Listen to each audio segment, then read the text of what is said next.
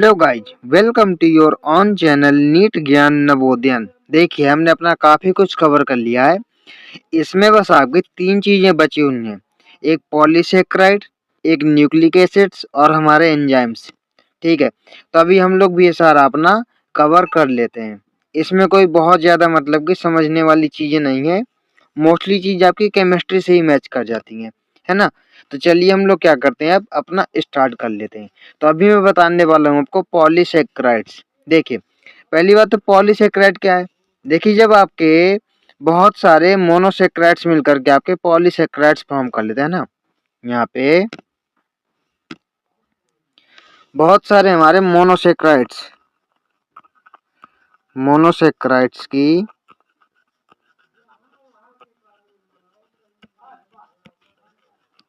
कई सारी यूनिट्स है ना।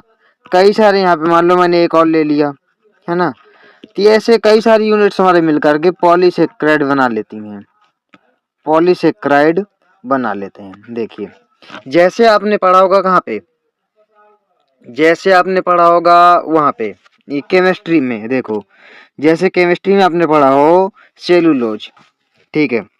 जैसे केमिस्ट्री में आपने पढ़ा होगा, ये हम मैक्रोमोलिक्यूल्स का टाइप ही पढ़ रहे हैं ना। ये हमारा जो पॉलीसेकेराइड्स हो गए, न्यूक्लिक एसिड्स हो गए, प्रोटीन्स हो गए, सब हमारे किसके पार्ट है, मैक्रोमोलिक्यूल्स के पार्ट हैं। देखो, जैसे आप सेलुलोज देख लो, तो ये हमारा बना होता है ग्लूकोज से, ठीक है। ये हमारा ग्लूकोज की सब यूनिट से मिलकर बना होता है। अगर वहीं में और ज्यादा क्लियरली आपको बोलूं, तो ये हमारा किससे बना होता है, बीटा डी ग्लूकोज से बना होता है। ये सब चीजें आप लोग मतलब पढ़ेंगे केमिस्ट्री में। Beta D glucose, alpha D glucose से मिलकर क्या बना होता है ना। जैसे आपका देखो, स्टार्च हमारा अल्फा डी ग्लूकोज से बना होता है ना। सेलुलोज हमारा किससे, ये बीटा डी ग्लूकोज से बना होता है। खैर, बीटा बीटा आपके इधर नहीं दिया हुआ, तो आप लोग टेंशन ना लें, ठीक है। केमिस्ट्री में हमारे ज्यादा क्लियर चीजें दी हुई हैं, फिर भी मैं आपको देखिए बता दूं। देखो, जैसे हमारे ग्लूकोज की अगर मैं यहाँ पे स्ट्रक्चर बनाऊं, तो हम क्या देखते हैं, ग्लूकोज की स्ट्रक्चर हमारी ऐसी बनती है, ठीक है। ये हमारा मान लो ग्लूकोज का स्ट्रक्चर हो गया। थोड़ा मैं और क्लियर बनाना चाहूंगा, नहीं फिर यहाँ पे हम डायग्राम नहीं बना पाएंगे। देखो, ये मान लो हमारा ग्लूकोज का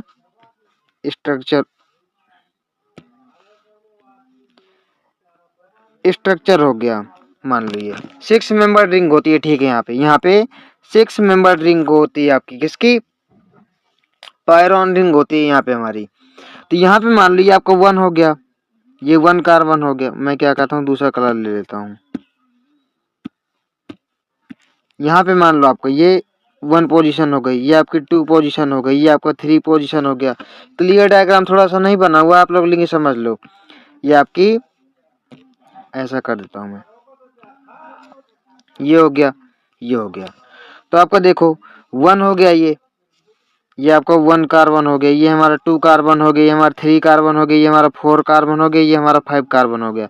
एक कार्बन हमारा यहाँ पे आ जाता है, CH2OH ऐसे लिखा जाता है, ठीक है। तो ये हमारा 5 हो गया, ये सॉरी हमारा 6 हो गया। ये 6 मेंबर्ड हमें यहाँ देखने के लिए मिलता है। तो यहाँ पे हम देखिए क्या करें, मैं अगर बताऊं सेलुलोज के बारे में, तो सेलुलोज में हमारा होता है बीटा बीटा ग्लूकोज। तो बीटा की अगर बात करूं मैं, तो यहाँ पे देखो हमारे OH की पोजीशन के अकॉर्डिंग कर बताऊंगा आपको। देखो, तो बीटा में क्या होता है कि यहाँ पे इनमें देखिए लगाना होता है H और OH हमें लगाना होता है।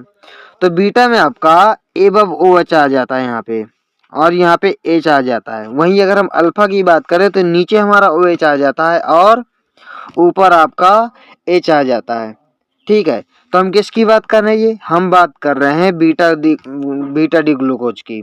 तो बीटा की बात हम यहाँ पे करेंगे, तो आपका OH आ जाएगा ऊपर, ठीक है। फिर आपका आ जाएगा नीचे, फिर हमारा आ जाएगा, सॉरी इसमें लगाएंगे ना हम, तो ये हमारा आ जाएगा यहाँ पे नीचे, सेकंड वाले की बात कर रहा हूँ। तो यहाँ ऊपर आ जाएगा H, है ना। फिर यहाँ पे ऊपर OH आ जाएगा, नीचे हमारा H आ जाएगा। देखो कितना सिंपल तरीके से आपको मैं बता रहा हूँ। आपको चाहिए तो मैं ट्रिक भी देखिए बता दूं। देखो, जब बीटा आ जाता है तो वहां हम करते हैं AB AB, ठीक है। जहाँ बीटा आ जाता है वहाँ हम करते हैं A B A B A B A B, मतलब देखो अब हमारा क्या है, ओ एच, फिर बिलो ओ एच, फिर अब ओ एच, ए बी अब आ गया, अब फिर आपको यहाँ पे बिलो आ जाएगा। ठीक है, बाकी देखिए जहाँ जहाँ आपकी सेटिस्फाइड नहीं है वहाँ पे आप लोग एच लगा सकते हैं। तो यहाँ पे बीटा ग्लूकोज में आपका क्या होता है, देखिए मैंने आपको सॉरी सेल्यूलोज की बात कर रहे हैं ना, तो सेल्यूलोज में मैंने आपको बताया कि हमें किसकी लिंकेज यहाँ देखने के लिए मिलती हैं, हमें मिलती है सेल्यूलोज में बीटा डी ग्लूकोज की। ठीक है, तो मैं यहाँ पे आपको इसके बारे में थोड़ा सा क्लियर कट बता देता हूँ। जब यहाँ पे हमें बीटा डी ग्लूकोज मिलती, हमें लिंकेज देखने के लिए मिलती है, हमें कौन सी, बीटा 1,4 लिंकेज, है ना। तो एक मान लो सेम यूनिट में इधर से लेके आ जाऊंगा, सेम यूनिट में ऑल लेके आ जाऊंगा, तो यहाँ पे क्या हमारा, यहाँ पे देखो मैं आपको बताऊं, देखो अब एक यूनिट हम इसकी सेम इधर भी बना लेंगे। अगर मैं सेम इसकी यहाँ पे भी सेम यूनिट बना लूंगा, देखो ऐसे,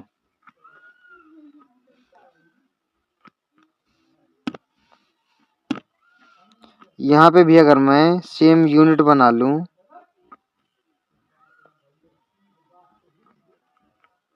देखो कितने मेंबर्ड हो गए, एक तो यार डायग्राम नहीं बनते यहाँ पे।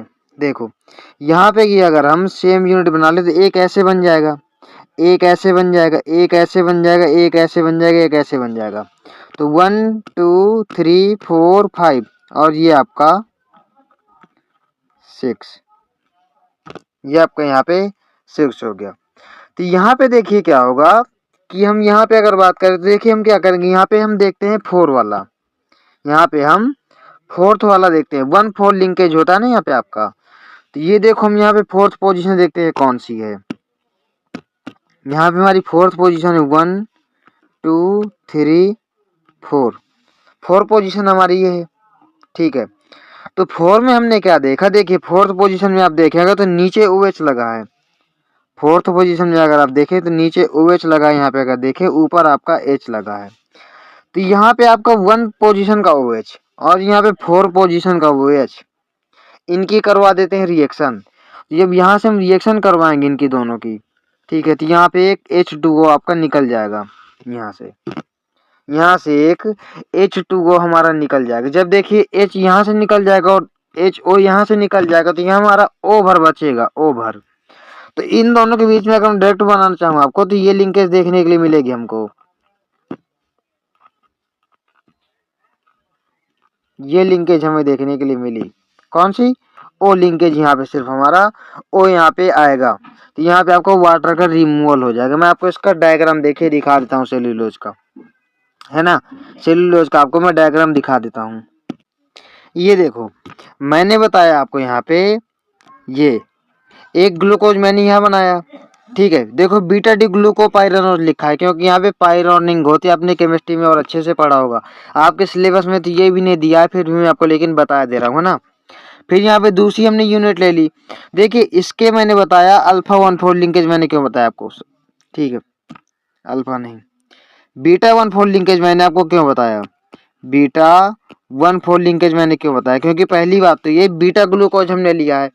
फिर देखिए एक ग्लूकोज का हमने फर्स्ट पोजीशन ली है और एक ग्लूकोज का हमने 4th पोजीशन ली है, इधर से हमने वाटर निकाल दिया है। ऐसे ही हम देखिए आगे भी जोड़ते चले जाएंगे, तो हम धीरे धीरे कई सारी मोनोमर्स यहाँ पे मिला लेंगे हम उसकी बीटा डी ग्लूकोज की, और हमारा सेलुलोज देखिए बन जाएगा, यही हमारा यहाँ पे सेलुलोज हो जाएगा। वहीं अगर हम माल्टोज की बात करें तो देखो अब सीधे सीधे आपको बता दूंगा क्योंकि मैंने एक आपको बता दिया, अब आपको क्लियर समझ में आ जाएगा ना। देखो अब यहाँ पे हमारा देखिए क्या दिया है, the acid insoluble plate also has polysaccharide. मैंने आपको बताया था कि हमारे एसिड इनसोल्यूबल में पॉलीसेक्राइड्स भी हमारे आएंगे जो हमारे कार्बोहाइड्रेट्स होते हैं, as another class of macromolecules. ठीक है, पॉलीसेक्राइड है लॉन्ग चेन ऑफ सुगर्स, ये आपकी लॉन्ग चेन है शुगर की, जैसे आप सुक्रोज को देख लो, आपकी किससे, ग्लूकोज और फ्रक्टोज से मिलकर बना होता है, alpha D glucose beta D fructose से मिलकर बना होता है। ठीक है, दे आर थ्रेड्स, लिटरली एक कॉटन थ्रेड, ये आपके एक मतलब के थ्रेड लाइक स्ट्रक्चर बना लेते हैं। कंटेनिंग डिफरेंट मोनोसेक्राइड्स, आपके अलग अलग मोनोसेक्राइड देखने के लिए मिलते हैं। देखो जैसे आपका माल्टोज होता है, वहाँ पे अल्फा ग्लूकोज से मिलकर बना होता है आपका माल्टोज, है ना। सेलुलोज होता है बीटा डी ग्लूकोज से मिलकर बना होता है, ठीक है। लैक्टोज आपका होता है गैलेक्टोज और ग्लूकोज से मिलकर बना होता है, ठीक है। एज बिल्डिंग ब्लॉक्स, ये आपके यहाँ बिल्डिंग ब्लॉक बना लेते हैं। फॉर एग्जांपल देखिए सेल्यूलोज दिया है, ये cellulose is a polymer of polysaccharide consisting of only one type of monosaccharides. यहाँ पे ये भी नहीं दिया, अच्छा दिया है देखिए। ग्लूकोज, अगर और क्लियरली बोलूँ मैं तो बीटा डी ग्लूकोज। सेल्यूलोज आपका होमोपॉलीमर है। होमोपॉलीमर क्यों है? क्योंकि यहाँ पे सिर्फ हमें एक ही तरह की यूनिट देखने के लिए मिली है, these are beta D glucose. वहीं अगर हम स्टार्च की बात करें देखिए, तो स्टार्च हमारा किससे? अल्फा डी ग्लूकोज से मिलकर बना होता है, ठीक है। लेकिन स्टार्च आपका टू टाइप का होता है, आपने केमिस्ट्री में पढ़ा होगा तो मैं नहीं बता रहा हूँ, ठीक है। अमाइलोज और अमाइलोपेक्टिन। तो अमाइलोपेक्टिन जो आपका होता है, ठीक है, वहाँ पे आपकी अल्फा 1,4 और अल्फा 1,6 लिंकेज देखने की मिलती है। वहीं अमाइलोज में आपकी अल्फा 1,4 लिंकेज देखने की मिलती है। Is a variant of this but present as store house of energy in plants tissue. ये मैंने आपको बता दिया कि प्लांट्स हमारे एज ए स्टार्च मतलब कि स्टोर करते हैं। नहीं बताया तो आप प्लांट फिजियोलॉजी में पढ़ लेना, बताऊंगा। Animals have another variant called glycogen. देखिए ग्लाइकोजन जो होता है हमारा, ये भी देखिए स्टार्च के अमाइलोपेक्टिन की तरह ही होता है, ठीक है। ग्लाइकोजन जो हमारा होता है ये भी हमारा स्टार्च के अमाइलोपेक्टिन की तरह ही होता है। देखिए एक आपका होता है इन्यूलिन, ये बहुत इंपॉर्टेंट है। इन्यूलिन आपका किसका? फ्रक्टोज का पॉलीमर है। ये देखिए बस सिंपल सिंपल चीजें दी है मैंने आपको, एक देखी है इसलिए बता दिया कि आपको समझ में आ जाए। फिर भी देखिए मैं आपको स्टार्च का भी दिखा देता हूँ, है ना। स्टार्च का डायग्राम भी पहले मैं आपको दिखा देता हूँ ताकि आपका जो है कोई प्रॉब्लम ना हो। देखो स्टार्च में हमारी दो तरह की देखने के लिए मिलती है। मैंने बोला आपको एक अमाइलोज होता है हमारा, तो अमाइलोज में मैंने आपको बताया कि हमारी अल्फा 1,4 लिंकेज देखने के लिए मिलती है। देखो ऊपर लिखा है 1,4 लिंकेज, भाई 1 ले लिया इसका, ये हमारा अल्फा डी ग्लूकोज है, ठीक है। 1 पोजीशन इसकी हो गई, 4th पोजीशन इसकी हो गई। यहाँ से निकाल दिया वाटर, यहाँ से वाटर का हो जाता है रिमूवल, ठीक है। यहाँ से वाटर का रिमूवल हो जाता है और आपका ग्लाइकोसिडिक बॉन्ड बन जाता है। इसीलिए होता है ये ग्लाइकोसिडिक लिंकेज, आपका ग्लाइकोसिडिक बॉन्ड बन जाता है। फिर फर्दर यहाँ पे देखिए 1 इसका हो गया, 4 इसका हो गया, ऐसे ऐसे मिलकर के ये पूरी पॉलीसेक्राइड पॉली यूनिट बना लेगा, ठीक है। तो ये आपका कहलाता है अमाइलोज, ये हमारा स्टार्च का ही फॉर्म है, ठीक है। अमाइलोज हमारा स्टार्च का ही फॉर्म है। तो स्टार्च में एक होता है हमारा अमाइलोज, एक होता है अमाइलोपेक्टिन, ठीक है। आप देखिए सेल चैप्टर में आपको कुछ बताऊंगा मैं इसके बारे में, ठीक है, याद रखना। अब देखो वही दूसरी सब यूनिट है आपकी अमाइलोपेक्टिन। देखो यहाँ पे हमारा 1,4 लिंकेज देखने के मिल रहा था अमाइलोज में। अब अमाइलोपेक्टिन में अगर आप देखो गौर से, तो अमाइलोपेक्टिन में अगर आप गौर से देखो तो यहाँ पे देखिए हमारा 1,4 लिंकेज तो देखने के लिए मिलता ही है, 1,4 लिंकेज तो देखने के लिए मिलता ही है। लेकिन देखो यहाँ पे क्या होता है कि 1,6 लिंकेज भी देखने के लिए मिलता है। देखो 1 इसका और 6th इसका, देखिए CH2OH हमने किया, यहाँ पे भी आपका OH होता है, तो यहाँ पे एक OH आ जाएगा, यहाँ पे OH आ जाएगा, तो यहाँ से H2O का हो जाएगा रिमूवल, यहाँ से आपका वाटर निकल जाएगा। तो क्या होगा यहाँ पे भी आपका ग्लाइकोसिडिक लिंकेज बन जाएगा। तो ये आपका ब्रांच्ड होता है। ब्रांच कैसे होता है? ये हमारा ब्रांच इस तरह होता है। देखिए मैंने बताया कि पहले देखिए 1,4 लिंकेज हो गई थी, हमारा सीधी सब यूनिट बन गई। फिर हमारा 1,6 हो गया थी आपका और ऐसे चला गया, आगे 1,6 हो जाएगा तो ऐसे चला जाएगा, धीरे धीरे आपका ये ब्रांच पूरा फॉर्म कर लेता है। वहीं अगर आप स्टार्च की बात कर, स्टार्च को मैंने बता दिया आपको, ग्लाइकोजन की बात करो, ठीक है, तो ग्लाइकोजन भी कुछ कुछ आपका अमाइलोपेक्टिन की तरह ही होता है, वहां पे भी आपका ऐसे ही देखने के लिए मिलता है, ठीक है। अल्फा 1,4 और 1,6 देखो यहाँ पे हमारी अल्फा 1,4 और 1,6 लिंकेज देखने के लिए मिल रही है। ऐसे ही आपका ग्लाइकोजन भी देखने के लिए मिलता है, ठीक है। अल्फा 1,4 और 1,6 लिंकेज देखने के लिए मिलती है। ग्लाइकोजन भी सेम टू सेम होता है। लेकिन एक चीज मैं आपको बताऊंगा जो अभी जब हम पढ़ेंगे एनसीईआरटी, ठीक है।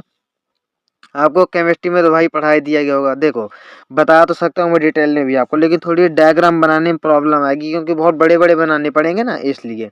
है ना, और टाइम भी आपका वेस्ट होगा 2-2 बार। तो इसलिए आपको मैं बता रहा हूँ, है ना। देखो अब देखो यहाँ पर थे ना हम लोग, यहाँ पर फिर मैंने क्या बोला है, animal have another variant called glycogen. ये भी आपका देखिए अमाइलोपेक्टिन की तरह ही होता है। फिर मैंने बोला था आपको इनुलिन हमारा किसका, फ्रक्टोज का पॉलीमर है।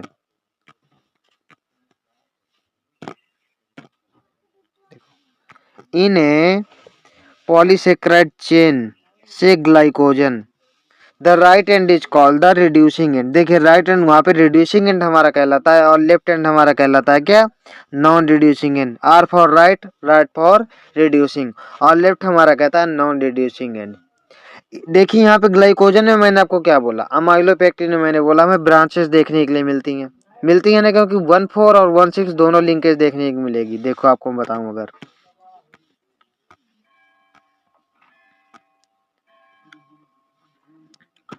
यहाँ पे क्लियर कट डायग्राम नहीं दिया है, मैंने आपको क्लियर बता दिया। देखो यहाँ पे देखिए, मान लो हमारा ये देखो, ये 1 और 4 लिंकेज हो गई, ये आपकी 1 और 6 लिंकेज हो गई, इससे 1 और 6 लिंकेज हो गई। तो यहाँ पे क्या हो जाएगा आपका, अल्फा 1,4,1,6 लिंकेज देखने को मिल जाएगी। देखिए यहाँ पे हमारा, ये देखिए जैसे मैंने डायग्राम से आपको बताया कि यहाँ पे देखिए, ये मान लो आपकी स्ट्रेट चेन है, यहाँ से 1,6 लिंकेज हमें देखने के लिए, फिर ऊपर देखिए आपको 1,6 लिंकेज हो गई, दूसरे के साथ भी 1,6 लिंकेज हो जाएगा, आपके यहाँ पे ब्रांच फॉर्म कर लेगा। और ये ब्रांच बनाने का मतलब देखिए क्या है, ये हमारे यहाँ पे स्टार्च भी हमारा सेम टू सेम ऐसे ही बनता है। देखिए स्टार्च और ग्लाइकोजन यहाँ पे एक ही जैसे यहाँ पे होते हैं। तो एक चीज आपकी बहुत इंपॉर्टेंट दी हुई है आपको, मैं ये देखिए बताता हूँ। ये देखो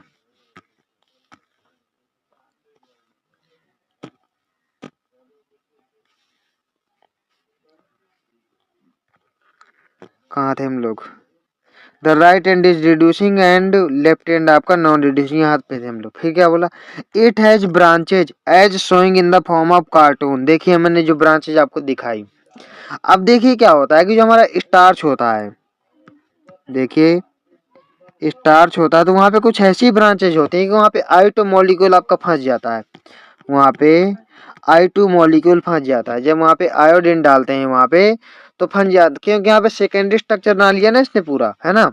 यहाँ पे आपके I2 मॉलिक्यूल फंस जाते हैं, क्योंकि यहाँ पे ब्रांचिंग पैटर्न हमें देखने के लिए मिलता है। It has branches as shown the form of cartoon. Starch forms helical secondary structure. ये आपका helical secondary structure देखिए ऐसे बना लेता है। यहाँ पे क्या है, in fact starch can hold I2 molecule। जब यहाँ पे helical स्ट्रक्चर बना लेता है तो यहाँ पे इसके हेलिक्स में देखिए आपका क्या होता है कि स्टार्च मॉलिक्यूल फंस जाता है। यहाँ पे हेलिक्स में इसके starch molecules, sorry I2 molecules यहाँ पे क्या होते हैं, फंस जाते हैं। तो यहाँ पे I2 मॉलिक्यूल फंस जाएंगे, तो यहाँ से देखो क्या होगा, starch forms helical secondary structures. In fact starch can hold I2 molecules in the helical portion. यहाँ पे I2 मॉलिक्यूल हेलिकल पोर्शन में फंस जाता है, ठीक है। The starch I2 is blue in colour. देखिए आपने पढ़ा होगा जो हमारा स्टार्च होता है, ठीक है, उसमें जब आयोडीन आप थोड़ा सा डाल दो तो वहाँ पे ब्लू कलर आ जाता है ना, वहाँ पे ब्लू कलर आ जाता है। ये आपने अपने लैब से प्रैक्टिकल किए होंगे। सेल्यूलोज, लेकिन आपका सेल्यूलोज जो है हमारा क्या है, सेल्यूलोज हमारा बिल्कुल स्ट्रेट चेन है, अल्फा 1,4 लिंकेज देखने मिलती है, बिल्कुल स्ट्रेट चेन आपका बिल्कुल सिंगल। तो यहाँ पे क्या है, यहाँ पे कोई हेलिसेस देखने के लिए नहीं मिल रही। जब कोई हेलिसेस देखने के लिए हमको नहीं मिलेंगे तो यहाँ पे आपका I2 मतलब कि नहीं फंसेगा। Complex helices and can not form, can not hold I2। देखिए नॉट कंटेन कॉम्प्लेक्स हेलिसेस, यहाँ पे हमें हेलिसेस देखने के लिए नहीं मिलती। कभी पढ़ाऊंगा तो आपको मैं डिटेल में थोड़ा सा बताने की कोशिश करूंगा। अभी हमें जो है 1 शॉट सीरीज चल रही है तो बहुत ज़्यादा आपका टाइम यहाँ पे वेस्ट नहीं किया जाएगा, ठीक है। क्योंकि केमिस्ट्री में भी आप पढ़ते हो, यहाँ पे भी सेम टू सेम बार बार वही चीज़ें आपको प्रॉब्लम देंगे, है ना। देखिए हमारा बस यही चीज़ दी हुई थी यहाँ पे। अभी देखो क्या है, देखो वहीं अगर आप बात करो इसकी ग्लाइकोजन की, ग्लाइकोजन में ऐसा कुछ नहीं होता, वहाँ पे भी I2 मॉलिक्यूल आपका नहीं फंसता है, क्योंकि वहाँ पे कुछ स्ट्रक्चर ऐसी बन जाती है। आपने काइटिन पढ़ा है, देखिए कई जगह मैंने आपको आर्थ्रोपोडा में भी काइटिन पढ़ाया है कि वहाँ पे एक्सोस्केलेटन बना होता है काइटिन का। प्लांट सेल वॉल आपकी जो होती है वो सेल्यूलोज से बनी होती है, हमें पता है। फंजाई की उससे काइटिन से बनी होती है। मैंने आपको ये पढ़ाया हुआ है सब कुछ। तो सेल्यूलोज से बना होती है। ये क्या किस काम में आता है?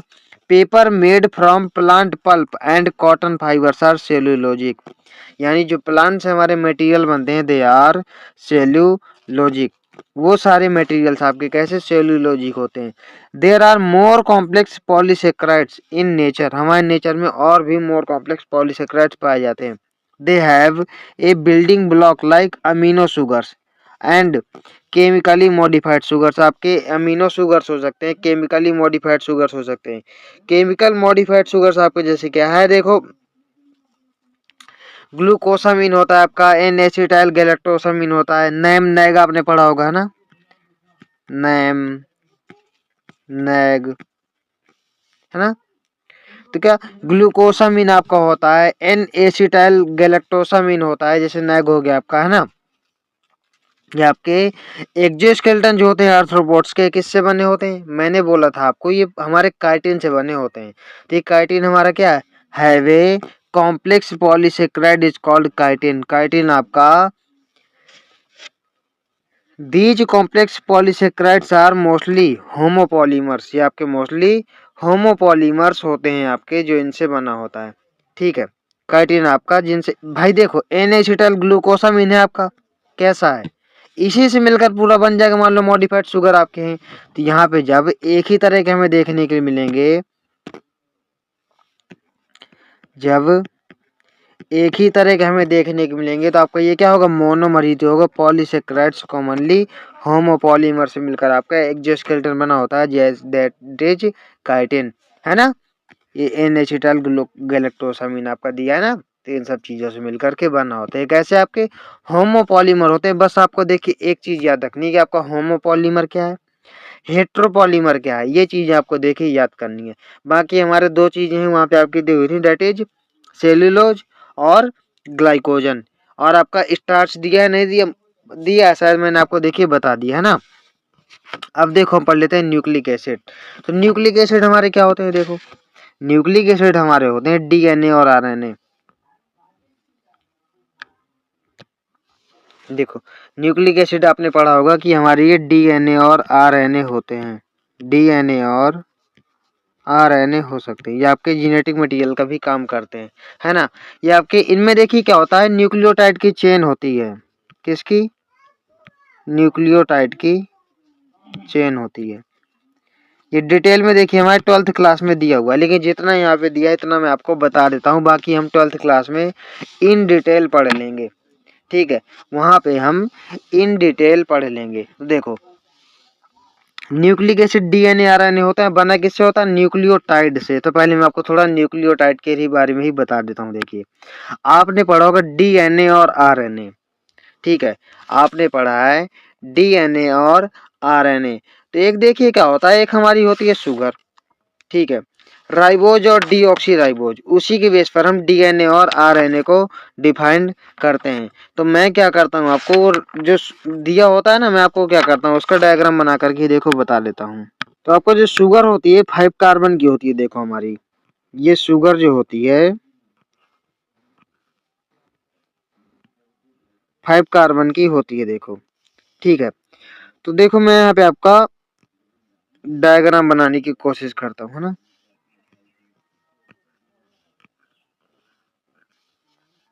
1 कार्बन, 2 कार्बन, 3 कार्बन, 4 कार्बन, यहाँ पे आपका आ जाएगा CH2OH। ये हमारा हो गया 5th कार्बन। 5 कार्बन की आपकी होती है शुगर। अब देखो एक चीज मैं यहाँ बताऊंगा आपको।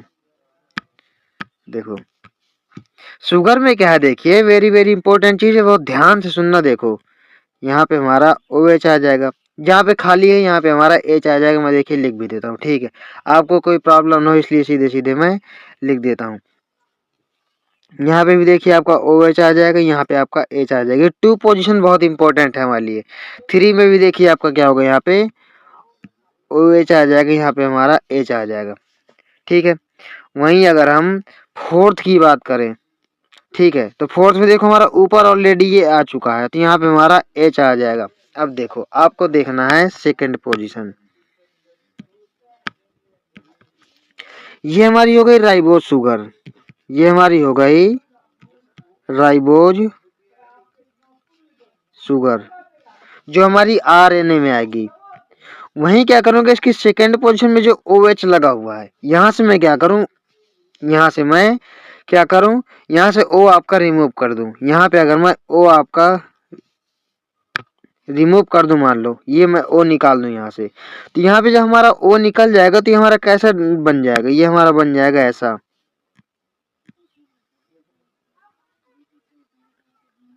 ऐसा बन जाएगा। तो ये आपकी बन जाएगी डीऑक्सी राइबोज। डीऑक्सी क्यों, डीऑक्सी का मतलब होता है ऑक्सीजन का रिमूवल, तो ये हमारी बन जाएगी डीऑक्सी राइबोज। अगर आपको डिटेल में पढ़ना है तो आप लोग 12th में देख सकते हैं, डीऑक्सी राइबोज, वहां पे बिल्कुल डिटेल में समझ में आएगा। तो ये आपके हो गए राइबोज और डीऑक्सी राइबोज। तो ये हमारे राइबोज शुगर आ जाएगी आरएनए में और डीऑक्सी राइबोज आ जाएगी डीएनए में, सेकेंड पोजीशन पे। इसलिए बोलते हैं कि 2OH ग्रुप, 2OH ग्रुप आपका लगा होता है, तो ये हमारा क्या होता है, ये हमारा आरएनए में आता है। वहीं अगर 2OH की जगह H बस आ जाएगा, O आपका रिमूव हो जाएगा, डेट इज डीऑक्सी राइबोज, ये आपका डीएनए में आ जाएगा। अब देखो एक चीज बताऊं मैं, ठीक है, ये मिटा देता हूं।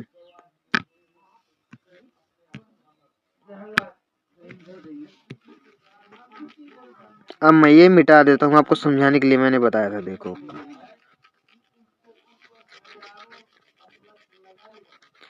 यहाँ पे क्या हो जाएगा कि देखो, जो ये आपका OH ग्रुप है, यहीं अगर हम क्या करें, यहाँ हम लोग जो इसका फर्स्ट पोजीशन है, फर्स्ट पोजीशन में हमको जो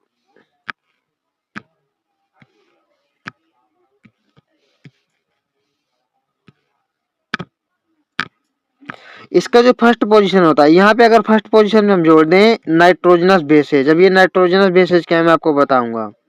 यहाँ पे हम जोड़ दें नाइट्रोजनस बेसेज, तो ये हमारा शुगर प्लस नाइट्रोजनस बेसेज, यानी यहाँ पे ये शुगर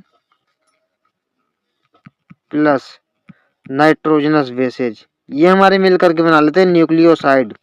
ये आपने पढ़ा होगा, सुना होगा कहीं, ये हमारे बना लेते हैं न्यूक्लियोसाइड।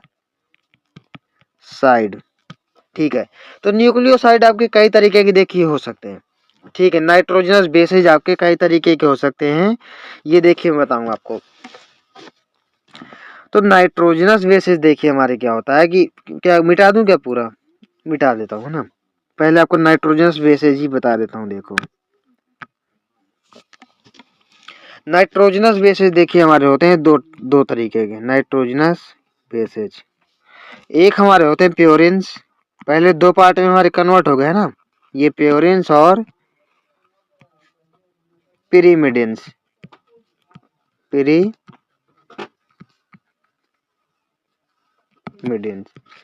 तो देखिए यहाँ पे हमारे प्योरिन में हमारे आ जाते हैं एडिनाइन और ग्वानिन, एडिनाइन और ग्वानिन हमारे आ जाते हैं। वहीं आपके इसमें देखिए याद करना, आपको इसका ट्रिक हो जाएगी परम कट। परम मतलब पिरीमिडिन, पायरी एम आता है ना यहाँ पे, परम कट, तो CUT, ये साइटोसिन। इसका ही बताता हूँ पहले वाले का, साइटोसिन, ये हमारा साइटोसिन हो गया, ये हमारा यूरासिल हो गया, ये हमारा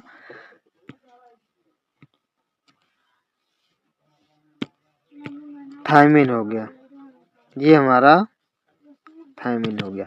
तो यहाँ पे आपको एक चीज देखिए याद रखनी है, क्या चीज याद रखनी है, देखो बता दूं, जो हमारा यूरासिल होता है, तो यूरासिल हमारा सिर्फ RNA में आता है, ये आपका सिर्फ RNA में पाया जाता है, और थायमिन हमारा सिर्फ DNA में पाया जाता है। ठीक है, सिर्फ हमारा DNA में पाया जाता है। इसकी अगर आपको ट्रिक देखिए याद करना हो तो आप कर सकते हो पराग, प्योरिन, एडिनाइन, ग्वानिन, पराग, PARAG।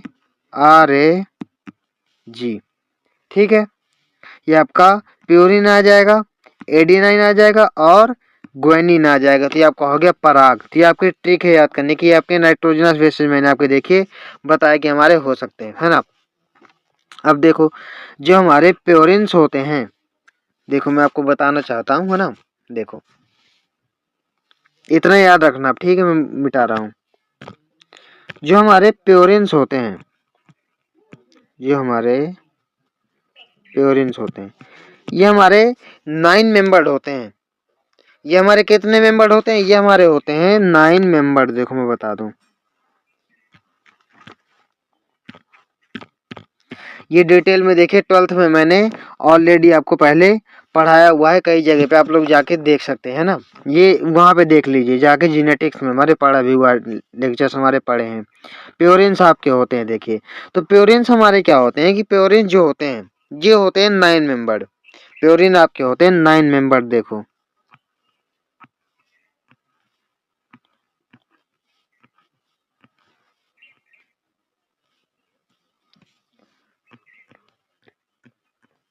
देखो अब देखो 9 मेंबर्ड कैसे, देखो मैं बताऊं आपको। 1 2 3 4 5 6 7 8, यहाँ पे भी 6 मेंबर्ड बना दिए क्या मैंने?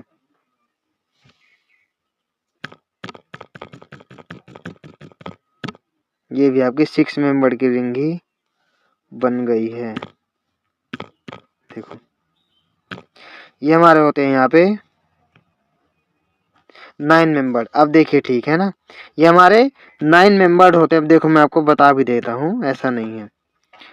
1 2 3 4 5 6 7 8 9, 9 मेंबर रिंग यहाँ पे हमें देखिए मिल गई है।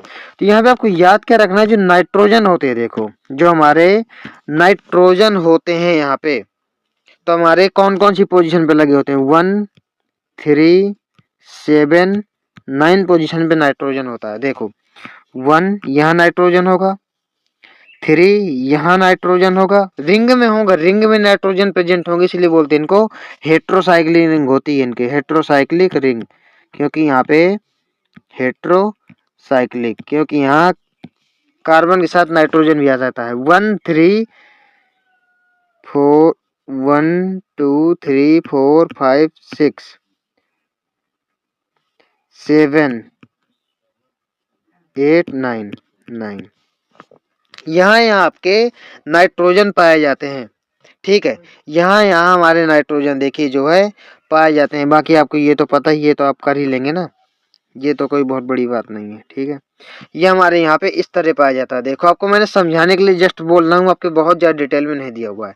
तो यहाँ पे क्या है, ये हमारे होते हैं प्योरेंस। वहीं अगर आप पेरीमेडेंस की बात करो, ठीक है, अगर आप वहीं पे प्रीमेडेंस की बात करो, तो यहाँ पे देखो क्या होता है, ये आपके 6 मेंबर्ड होते हैं।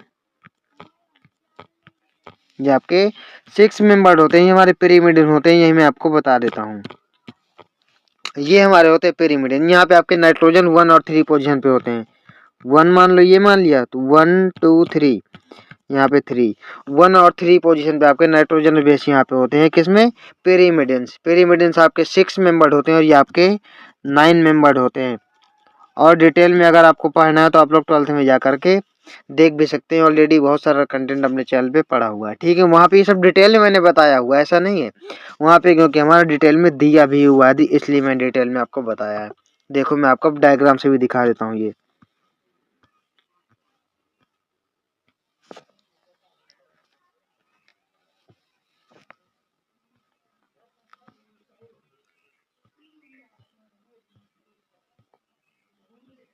एक सेकंड में डायग्राम देख लो।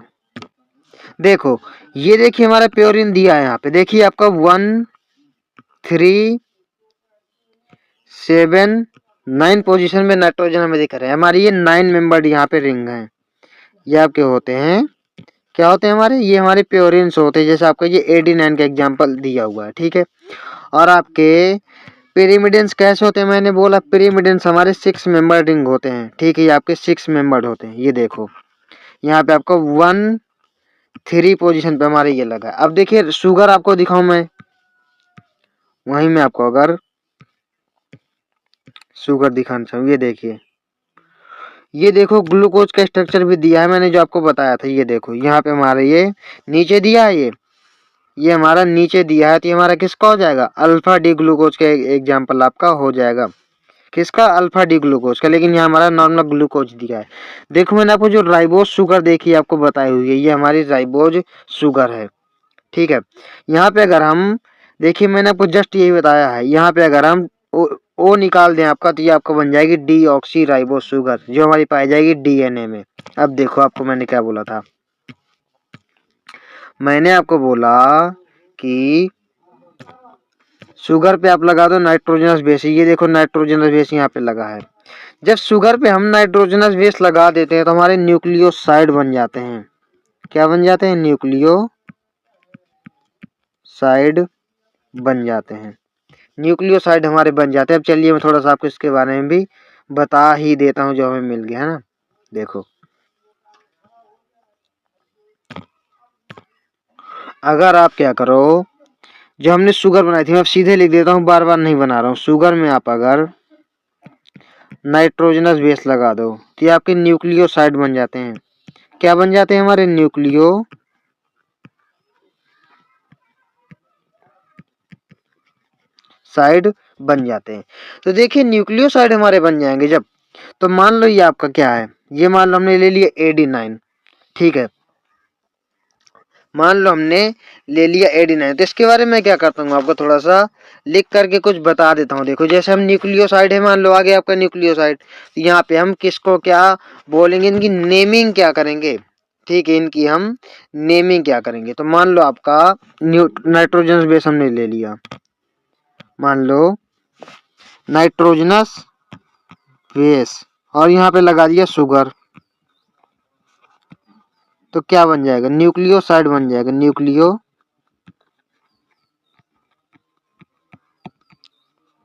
बन जाएगा। अब देखो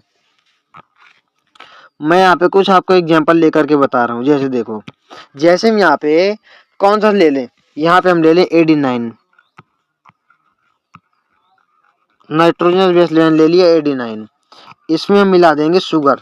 शुगर देखिए आपकी राइबोज भी हो सकती है और डीऑक्सी राइबोज भी हो सकती है। शुगर आपकी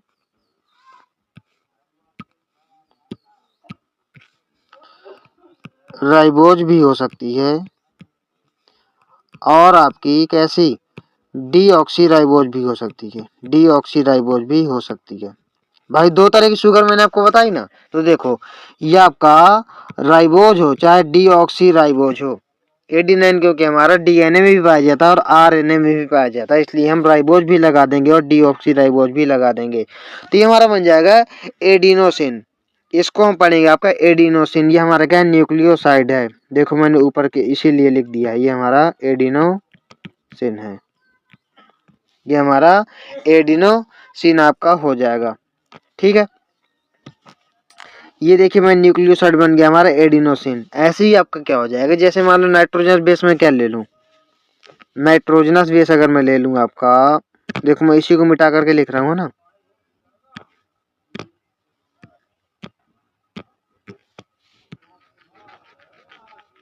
मैं क्या करूं आपका एडीएन की जगह कोई और ले लूं। मान लो मैं ले लूं,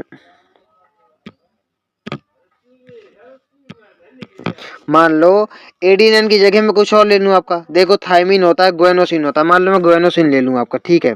एडीएन की जगह मैं ले लेता हूं ग्वेनोसिन, सॉरी ग्वेनाइन। यहाँ पे जब मैं ग्वेनाइन आपका ले लूंगा, देखिए मैंने आपको बताया कि हमारा किसमें ग्वेनाइन हमारा प्योरिन होता है, तो इसमें क्या हो जाएगा, ये आपका ग्वेनोडिन बन जाएगा। ये हमारा ग्वेनोसिन बनेगा, ग्वेनोडिन बनेगा, पहले आप लोग ये समझ लीजिए। देखिए इसमें क्या होता है, थोड़ा सा होता है कंफ्यूजन, ठीक है। तो ये हमारा ग्वेनोसिन बन जाएगा, मैं आपको बताऊंगा जहाँ कंफ्यूजन होता है, ठीक है। ग्वेनोसिन ये भी आपका क्या है, ये भी हमारा न्यूक्लियोसाइड है, इसलिए आपका ग्वेनोसिन बन गया। लेकिन देखिए मैंने बोला आपको कि हमारा किसमें, अब पूरा मिटा देता हूं मैं, ठीक है। मैंने आपको बोला थायमिन हमारा सिर्फ डीएनए में पाया जाता है, ठीक है। थायमिन हमारा सिर्फ पाया जाता है डीएनए में, तो मैं यहाँ पे राइबोस शुगर नहीं लूंगा, सिर्फ और सिर्फ डीऑक्सी राइबोस शुगर लूंगा, क्योंकि हमारा थायमिन पाया जाता है सिर्फ डीएनए में, डीऑक्सी राइबोस शुगर लूंगा।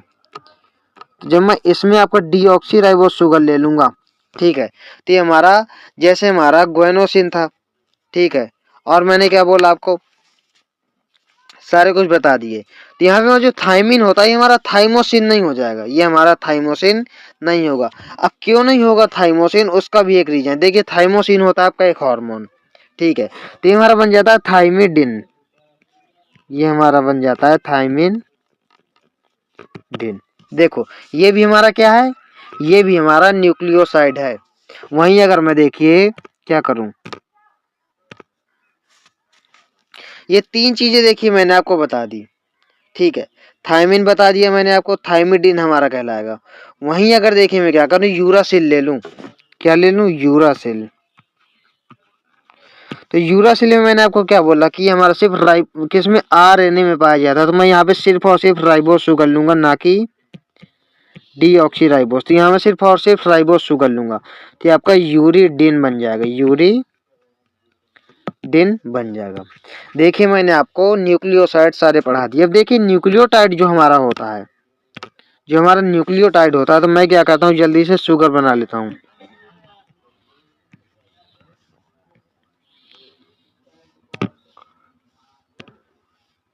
ये मैंने बनाया शुगर, यहाँ से मैंने लगाया नाइट्रोजनस बेस, ठीक है, ये हमारी शुगर। तो यहाँ पे क्या होता है कि इसका जो ये पोजीशन होती है CH2OH, यहाँ पे जिसकी फिफ्थ पोजीशन हमको देखने के लिए मिलती है। तो फिफ्थ पोजीशन में क्या होता है, यहाँ पे हमारा आ जाता है फॉस्फेट ग्रुप, ठीक है, यहाँ हमारा आ जाता है फॉस्फेट ग्रुप। तो फॉस्फेट ग्रुप का देखिए फॉर्मूला आपने पढ़ा होगा H3PO4, H3PO4 आपने पढ़ा होगा, फॉस्फेट, ठीक है। तो यहाँ पे H3PO4 हमारा होता है, तो मैं इसका बना लेता हूँ आपको डायग्राम। देखो ये हमारा पी हो गया H3PO4, तो यहाँ पे एक OH यहाँ पे आ जाएगा, एक OH आपका यहाँ पे आ जाएगा, एक OH हमारा आ जाएगा यहाँ पे, और एक आपको यहाँ पे। ऐसा देखिए स्ट्रक्चर होता है हमारा किसका, फॉस्फेट का। तो यहाँ पे क्या होगा कि इसका OH और इसका OH यहाँ पे कर लेंगे रिएक्शन फिफ्थ पोजीशन में, तो यहाँ पे वाटर निकल जाएगा। तो जब यहाँ पे वाटर निकल जाएगा तो आपका क्या होगा, यहाँ पे OH आके ऐड हो जाएगा। अब देखो कैसे ऐड हो जाएगा, आपको मैं फिर से बता देता हूँ। यहाँ पे देखो, ये देखिए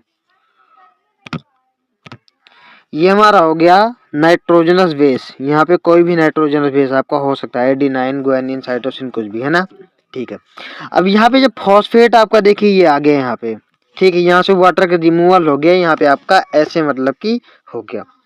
तो यहाँ पे आपका देखो पहली बात, यहाँ पे आपका ग्लाइकोसिडिक बॉन्ड बनता है, यहाँ पे भी एन ग्लाइकोसिडिक बॉन्ड। अगर आपको समझ में नहीं आ रहा है तो आप लोग 12th में चले जाओ, वहाँ डिटेल में दिया है हमारा, ठीक है, आप लोग सर्च कर लीजिए हमारे चैनल के नाम से, आपको मिल जाएगा।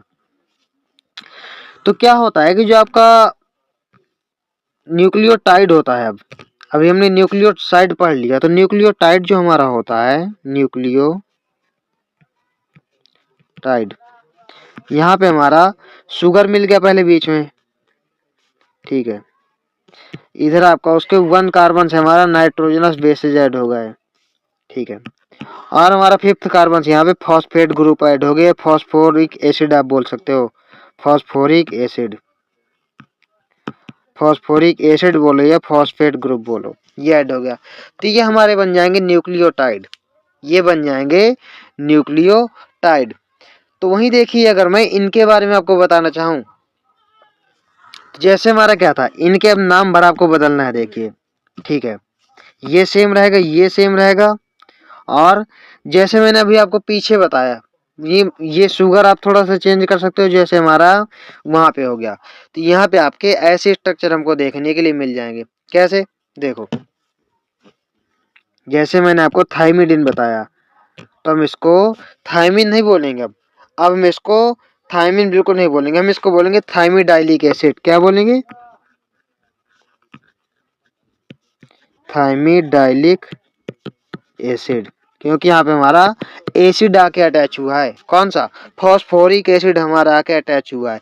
एडिनाइन को बोल देंगे हम एडिनाइलिक एसिड, एडिनाइलिक एसिड, क्योंकि यहाँ पे हमारा सेम टू सेम वही है, बस आपका फॉस्फेट आके हमारा अटैच हो गया है।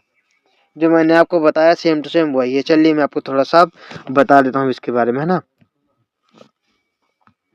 ये देखो, मैंने इसीलिए आपका छोड़ दिया था जब मैं पढ़ा रहा था, इसीलिए मैंने ये छोड़ दिया था। देखो ये क्या है, living organisms have a number of carbon compounds in which heterocyclic rings can be found. Heterocyclic ring किसकी बात कर रहा है? आपके प्योरिन्स और पिरिमिडिन्स की बात कर रहा है। Some of these are nitrogenous bases. कौन कौन से नाइट्रोजन बेसेज? आपके एडिनाइन, ग्वानिन, ये हमारे होते हैं प्योरिन्स, और ये हमारे होते हैं पिरिमिडिन्स। कौन कौन से? साइटोसिन, यूरासिल और थाइमिन।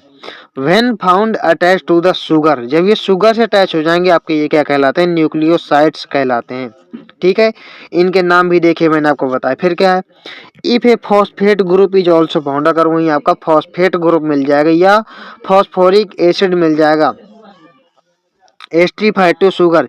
एस्ट्रीफाइड मतलब यहाँ पे क्या है कि जो फॉस्फेट के साथ हमारे यहाँ पे बॉन्ड बना था, ये आपकी शुगर थी। ठीक है, शुगर और फॉस्फेट के बीच में जो आपको बॉन्ड बनता है वहां पे हमारा ईस्टर बॉन्ड बनता है। ठीक है, ईस्टर बॉन्ड बनता है। ये आपको अगर देखिए समझ में नहीं आ रहा है तो आप लोग बोल रहा हूँ 12th में चले जाओ, वहाँ डिटेल में हमारा दिया है, हमें जेनेटिक्स में ऑलरेडी ये पढ़ाया हुआ है। Esterified to the sugar they are called nucleotides. अगर वहीं फॉस्फेट अगर आ जाए आपका 5th पोजीशन में तो आपका ये न्यूक्लियोटाइड्स बन जाएंगे। अब देखो न्यूक्लियोसाइड की नेमिंग मैंने आपको कैसे बताई। एडिनाइन हमारा एडिनोसिन बन गया, ग्वानिन हमारा ग्वानोसिन बन गया, थाइमिन हमारा थाइमिडिन बन गया, और आपका यूरिन यूरिडिन बन गया। ठीक है, और साइटोसिन हमारा साइटिडिन बन गया। ये आपके न्यूक्लियोसाइड्स है। वहीं मैंने आपको दूसरा क्या बोला कि जब इनमें एसिड आके अटैच हो जाएगा, इनके नेम सेम टू सेम अलग हो जाएंगे बिल्कुल। देखो एडिनोसिन से एडिनाइलिक एसिड बन गया, थाइमिडिन से हमारे थाइमिडाइल, ये हमारा थाइमिडिन से थाइमिडाइलिक एसिड हमारा बन गया। ठीक है, ग्वानिलिक एसिड बन गया ग्वानिन से, ग्वानोसिन से। ये हमारा यूरिडाइलिक एसिड आपका बन गया यूरिडिन से। साइटिडिन से हमारा साइटिडाइलिक एसिड देखिए बन गया। तो ये चीज देखिए हमारी हो गई, है ना, सेम टू सेम है। एसिड्स आर न्यूक्लियोटाइड्स, ये हमारे न्यूक्लियोटाइड्स हो गए। और यही न्यूक्लियोटाइड्स की कई सारी यूनिट्स हमारी आ जाती हैं। तो हमारा अगर आपको नहीं यहाँ पे देखे तो मैंने डिटेल में पढ़ाया, 12th में हमारा डिटेल में दिया हुआ है, तो वहाँ इसलिए डिटेल में पढ़ाया गया है। ये आपका न्यूक्लिक एसिड्स हमारे बना लेते हैं, जैसे आपका डीएनए, आरएनए, आपके न्यूक्लियोटाइड्स पाए जाते हैं, सिर्फ यहाँ पे न्यूक्लियोसाइड नहीं पाए जाते। DNA and RNA function as the genetic material, हमने जेनेटिक्स में पढ़ा हुआ है। ठीक है, अब देखो एनसीईआरटी ने कितना उल्टा सीधा दिया है, पहले वहां दे दिया उतना सा, अब यहाँ पे बाकी उसका पार्ट दे दिया है। तो न्यूक्लिक एसिड भी हमारा एक मैक्रोमोलिक्यूल हमने पढ़ा हुआ है। The other type of macromolecule that would one find the acid insoluble fraction any living tissue is the nucleic acid। हमारे ये भी acid insoluble fraction में ही आ रहा था। These are polynucleotides, ये आपके बहुत सारे न्यूक्लियोटाइड, जैसे मैंने आपको एक न्यूक्लियोटाइड का स्ट्रक्चर बता दिया, वहाँ पे बहुत सारे न्यूक्लियोटाइड मिल करके हमारे एक पॉलीन्यूक्लियोटाइड बना लेते हैं। आपका डिटेल में 12th में दिया हुआ है, कितनी बार बता चुका हूँ। ठीक है, वहाँ पे आप लोग देख लेना। Together with polysaccharides and polypeptide, these comprise the true macromolecule fraction of any living tissue of the cell। ये आपका एक मैक्रोमोलिक्यूल बन जाएगा। For nucleic acid the building block आपके क्या होते हैं? न्यूक्लियोटाइड हमारे बिल्डिंग ब्लॉक्स होते हैं। बहुत सारे न्यूक्लियोटाइड आपके मिल करके क्या करेंगे? बिल्डिंग ब्लॉक पूरा पूरा बना लेंगे, है ना। A nucleotide has a 3 chemically distinct components. कौन कौन सा मैंने बोला आपका? यहाँ पे हेट्रोसाइक्लिक कंपाउंड आपका कौन सा? हेट्रोसाइक्लिक कंपाउंड हमारे क्या हो रहे थे? यहाँ पे आपके नाइट्रोजनस बेसेज आ रहे थे। सेकंड आपका, सेकंड इज मोनोसेक्राइड। यहाँ पे हमारा मोनोसेक्राइड हमारे कौन कौन, यहाँ पे हमारा देखिए क्या है कि आपके क्या हो गए, ये हमारे हो गए नाइट्रोजनस बेसिस। तो मोनोसेक्राइड आपका कौन बचा? ये हमारी शुगर बची। थर्ड आपका फॉस्फोरिक एसिड, ये फॉस्फेट आपका आ जाएगा, इसको हम फॉस्फोरिक एसिड भी बोलते हैं, इसीलिए हमने एडिनाइलिक एसिड ये सब मैंने आपको बताया था। ठीक है, तो फिर हमारा क्या है? एज यू नोटिस्ड, देखो the heterocyclic compound in nucleic acids are nitrogenous bases. देखो यहाँ पे हमारा हेट्रोसाइक्लिक कंपाउंड न्यूक्लिक एसिड में जो होता है वो नाइट्रोजनस बेसिस आपके होते हैं। ठीक है। Named adenine, guanine, uracil, cytosine and थाइमिडिन, मैंने आपको बता दिया। एडिनाइन ग्वानिन हमारे पास देखिए क्या होता है, ये आपके प्योरिन्स होते हैं, मैंने आपको ये भी बता दिया है, are substituted purines, while the rest are substituted pyrimidine, से भी मैंने आपको बता दिया pyrimidine हमारे में cut CUT, cytosine, uracil, thymidine हमारे आ रहे थे, थाइमिन है ना। The skeleton heterocyclic ring is called the purines, यहाँ पे हमारे the skeletal heterocyclic ring is called purine, हाँ हमारे रिंग तो बना रहे थे ना, प्योरिन्स और pyrimidine हमारे रिंग बना रहे थे। pyrimidine हमारे क्या कर रहे थे, 6 मेंबर्ड बना रहे थे, और प्योरिन हमारे 9 मेंबर्ड, मैंने आपको बता दिया। The sugar found in nucleotide is either ribose, अब ये राइबोज और डिऑक्सी राइबोज, मैंने 2 पोजीशन की बात करी थी।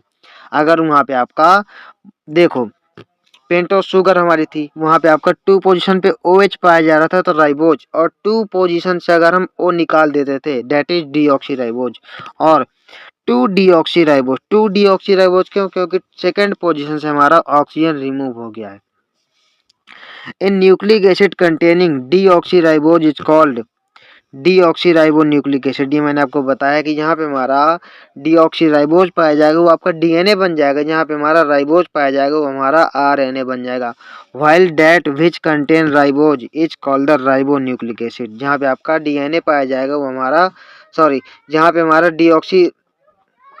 यहाँ पे हमारी डीऑक्सी राइबोज शुगर पाई जाएगी, वहाँ हमारा DNA बन जाएगा, जहाँ पे हमारी राइबोज शुगर पाई जाएगी वो हमारा RNA बन जाएगा। ठीक है, ये चीज देखिए हमारे अभी ना भी आपको समझ में आई हो तो 12th में हम लोग डिटेल में पढ़ने वाले हैं, बस शर्त ये है कि पूरा आप मेरे से ही पढ़ो, सारा कुछ आपको आ जाएगा, कहीं भी कुछ नहीं छूटेगा जब आप फाइनल कंप्लीट कर चुके होगे, है ना, सारा कुछ हमारा आ जाएगा। अब देखिए हमारा क्या बचा हुआ, हमारा एक फाइनल मतलब कि बचा हुआ टॉपिक एंजाइम्स, तो हम लोग अब एंजाइम्स देख लेते हैं।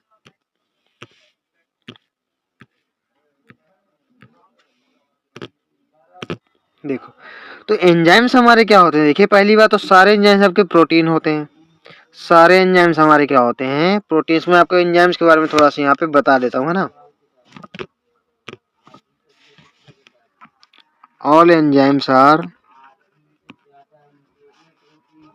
नहीं ऑल नहीं, मोस्ट ऑफ द एंजाइम्स आपके क्या होते हैं प्रोटीन्स, ठीक है।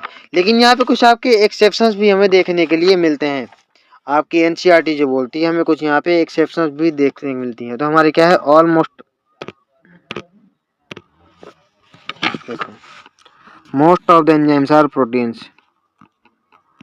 मोस्ट ऑफ द एंजाइम्स आपके कैसे होते हैं, ये हमारे होते हैं proteins. Most time the enzymes हमारे होते हैं प्रोटीन, लेकिन क्या होता है कुछ आपके एक्सेप्शन भी पाए जाते हैं। यहाँ पे आपका RNA भी आपके कुछ एंजाइम का काम कर सकते हैं, RNA, ठीक है, जिसको हम राइबोजाइम यहाँ पे बोल सकते हैं। देखो जैसे हमारे जेनेटिक्स में देखिए दिया हुआ है 23SR RNA, वहाँ पे बैक्टीरिया में ये राइबोजाइम जो है एंजाइम का काम करता है 23SRRNA, ये हमारे 12th में देखिए जेनेटिक्स में दिया भी हुआ है। तो यहाँ पे बहुत सारे एंजाइम क्या होते हैं आपके काम ऐसे कर सकते हैं। यहाँ पे देखिए क्या होता है जो एंजाइम्स है ना, इनकी टर्शियरी स्ट्रक्चर काफी हमारे लिए इंपॉर्टेंट बताएगी। जैसे देखो मान लो टर्शियरी स्ट्रक्चर में बना लूं मान लो टर्शियरी स्ट्रक्चर में यहाँ पे कुछ भी बना लेता हूँ, जैसे मान लो मैं ऐसी स्ट्रक्चर बना लूं यहाँ पे, ये मान लो, तो यहाँ पे क्या होगा, ये आपका एक्टिव साइट्स होती हैं, यहाँ पे एक्टिव साइट्स आपकी होती हैं। अब इसका मतलब क्या है सब मैं आपको अभी डिटेल में बताऊंगा। तो हम क्या करते हैं, बहुत सिंपल चीज है, आपको सीधे सीधे मैं बुक से ही बता देता हूँ। देखिए यहाँ पे कुछ हमें एक्टिव साइट्स देखने के लिए मिलती है, जिनमें सबस्ट्रेट आके क्या होता है फिट होता है, ये आपके एक्टिव साइट्स होते हैं, जिनको हम क्रेवाइसेज भी बोल सकते हैं।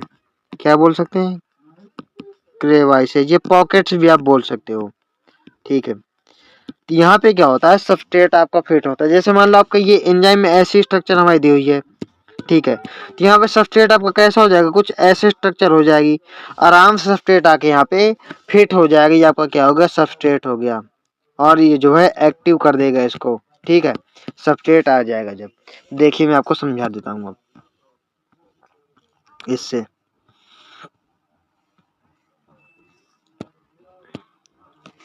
Almost all the enzymes are proteins, हमारे मोस्टली सभी एंजाइम्स क्या होते हैं, प्रोटीन्स होते हैं।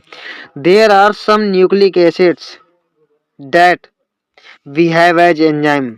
अब न्यूक्लिक एसिड क्यों बोला यहाँ पे, डीएनए और आरएनए हमारे न्यूक्लिक एसिड तो होते हैं। मैंने आपको बोला ना कि हमारे क्या राइबोजाइम आ जाएगा, जो हमारा एक आरएनए है। दीज आर कॉल्ड राइबोजाइम्स, हमारे ये एक आरएनए है, ठीक है। One can depict an enzyme by line diagram, हाँ लाइन डायग्राम, ठीक है। क्योंकि प्रोटीन हमारा कैसा होता है, ऐसे ही तो हमने बनाया था पॉलीपेप्टाइड चेन से एक बिल्कुल सिंगल आपका स्ट्रक्चर हमारी बन जा रही थी। तो आपको एक लाइन मतलब कि लाइन डायग्राम से हम इसको दिखा सकते हैं।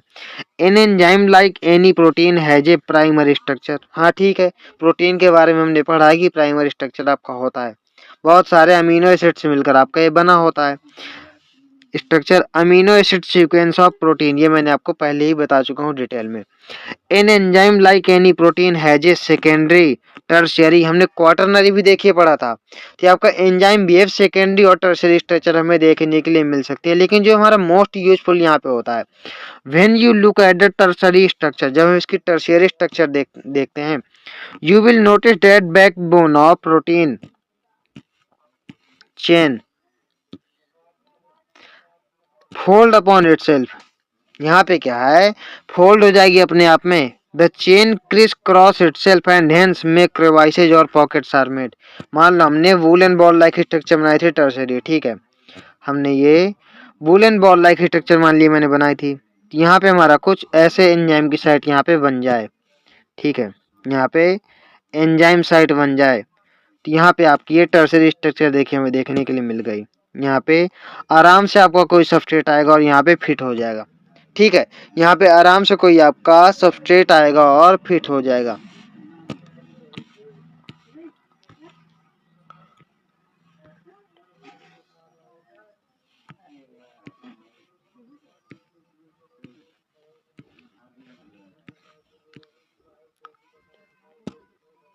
देखो, change criss cross itself and hence many crevices और पॉकेट्स आर मेड, ये क्रिवाइसेज और पॉकेट मैंने आपको बना करके बता दी ना।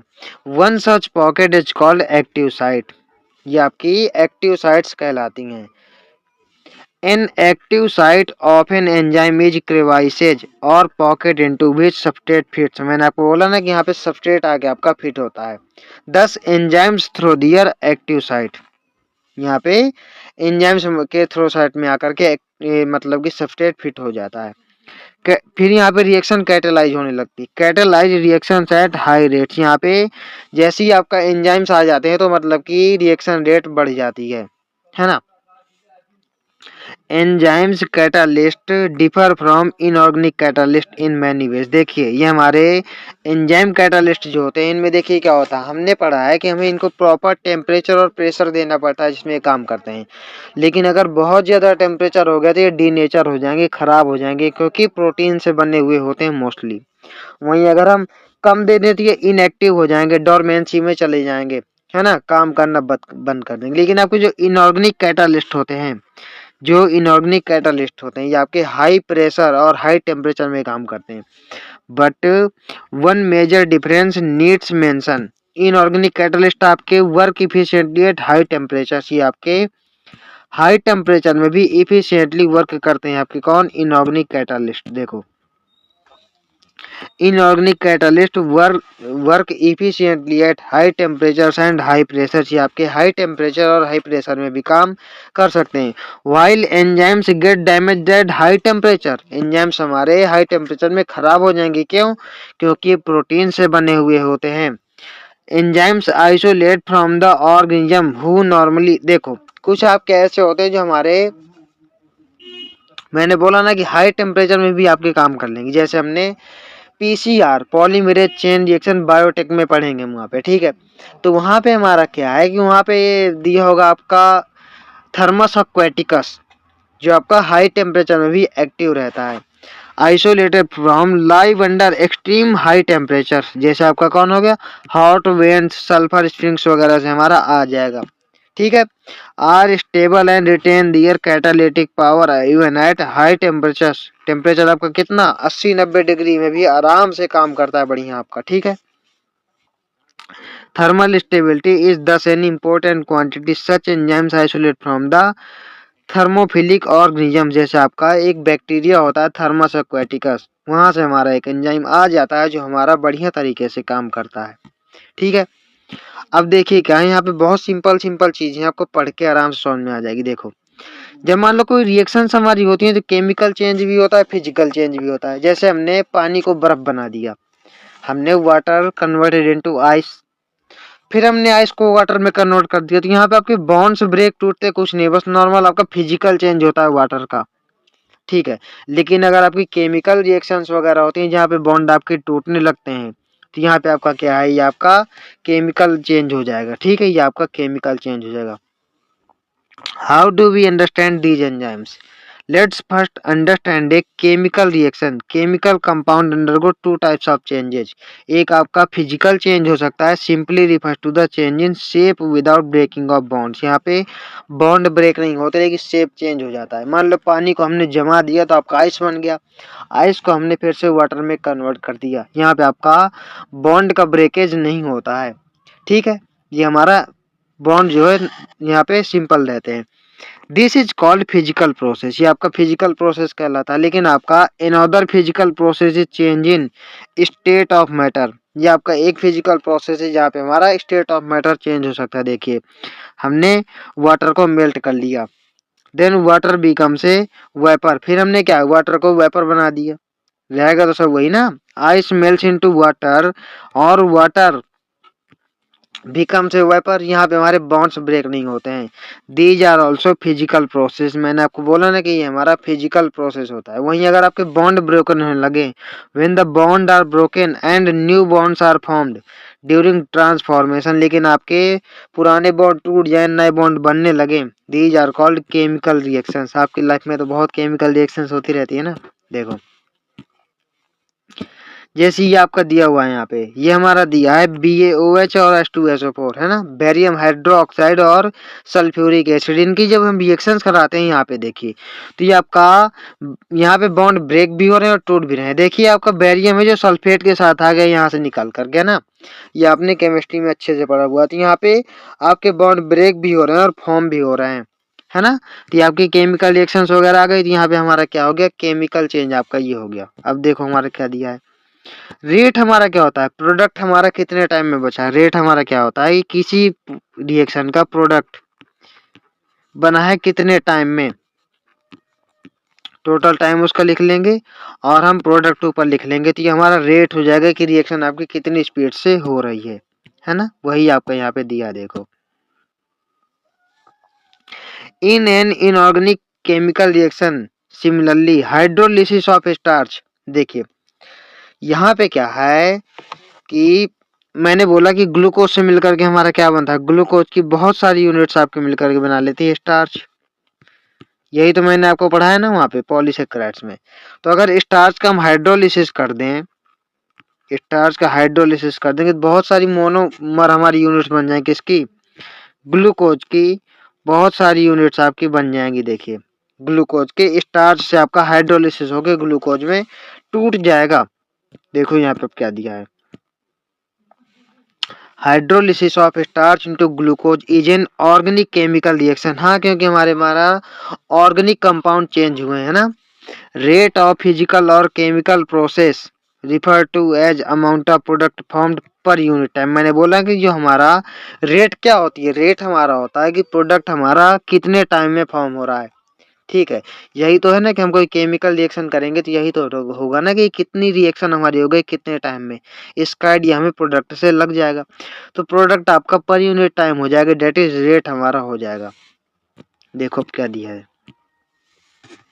यहाँ पे दिया है, ये थोड़ा सा इंपॉर्टेंट हो जाता है आपके लिए, कोई बहुत ज्यादा टफ नहीं है लेकिन फिर भी आप थोड़ा ध्यान से सुनना।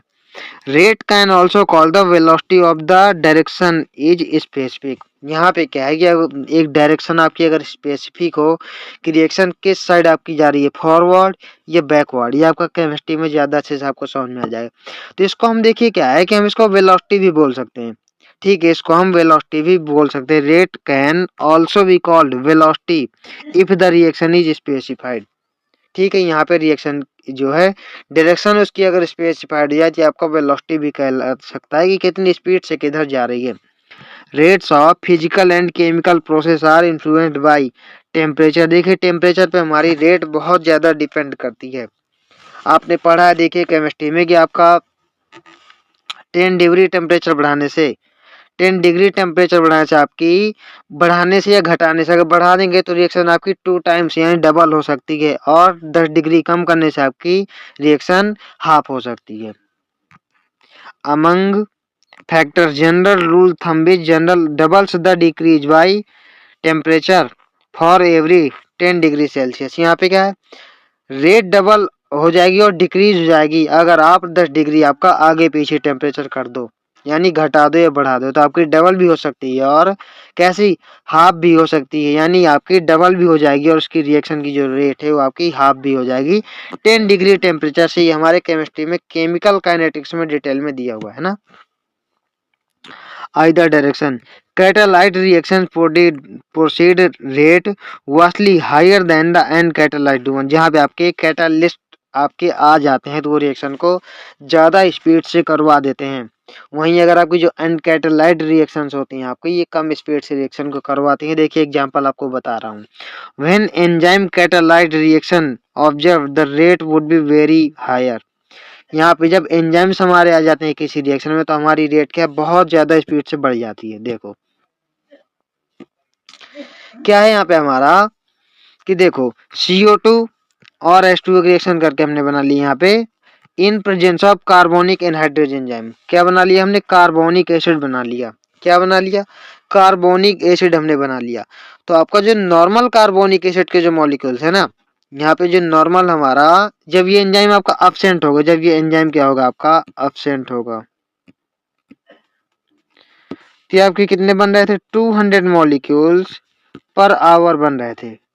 200 मॉलिक्यूल्स पर आवर यहाँ पे बन रहे थे। लेकिन वहीं अगर हमने क्या किया, यहाँ पे एंजाइम अगर लाके आपका डाल दिया, ये हमने एंजाइम अगर लाके आपका डाल दिया तो यहाँ पे हमारे 6 लाख मॉलिक्यूल्स पर सेकंड हो जाएंगे। देखो 1 10 100 1000 10,000 लाख 10 लाख, ठीक है। तो 6 लाख मॉलिक्यूल्स आपके पर सेकंड बनने लगे एंजाइम के डालने से। अब सोचो कि कितनी ताकत है एंजाइम में। इसने अगर एंजाइम डाल दिया हमने 6 लाख मॉलिक्यूल पर सेकंड, सोचो आवर में बन रहे थे 200 मॉलिक्यूल्स, लेकिन ये हमारे सेकंड में बनने लगे, है ना। देखो यहाँ लिखा भी होगा।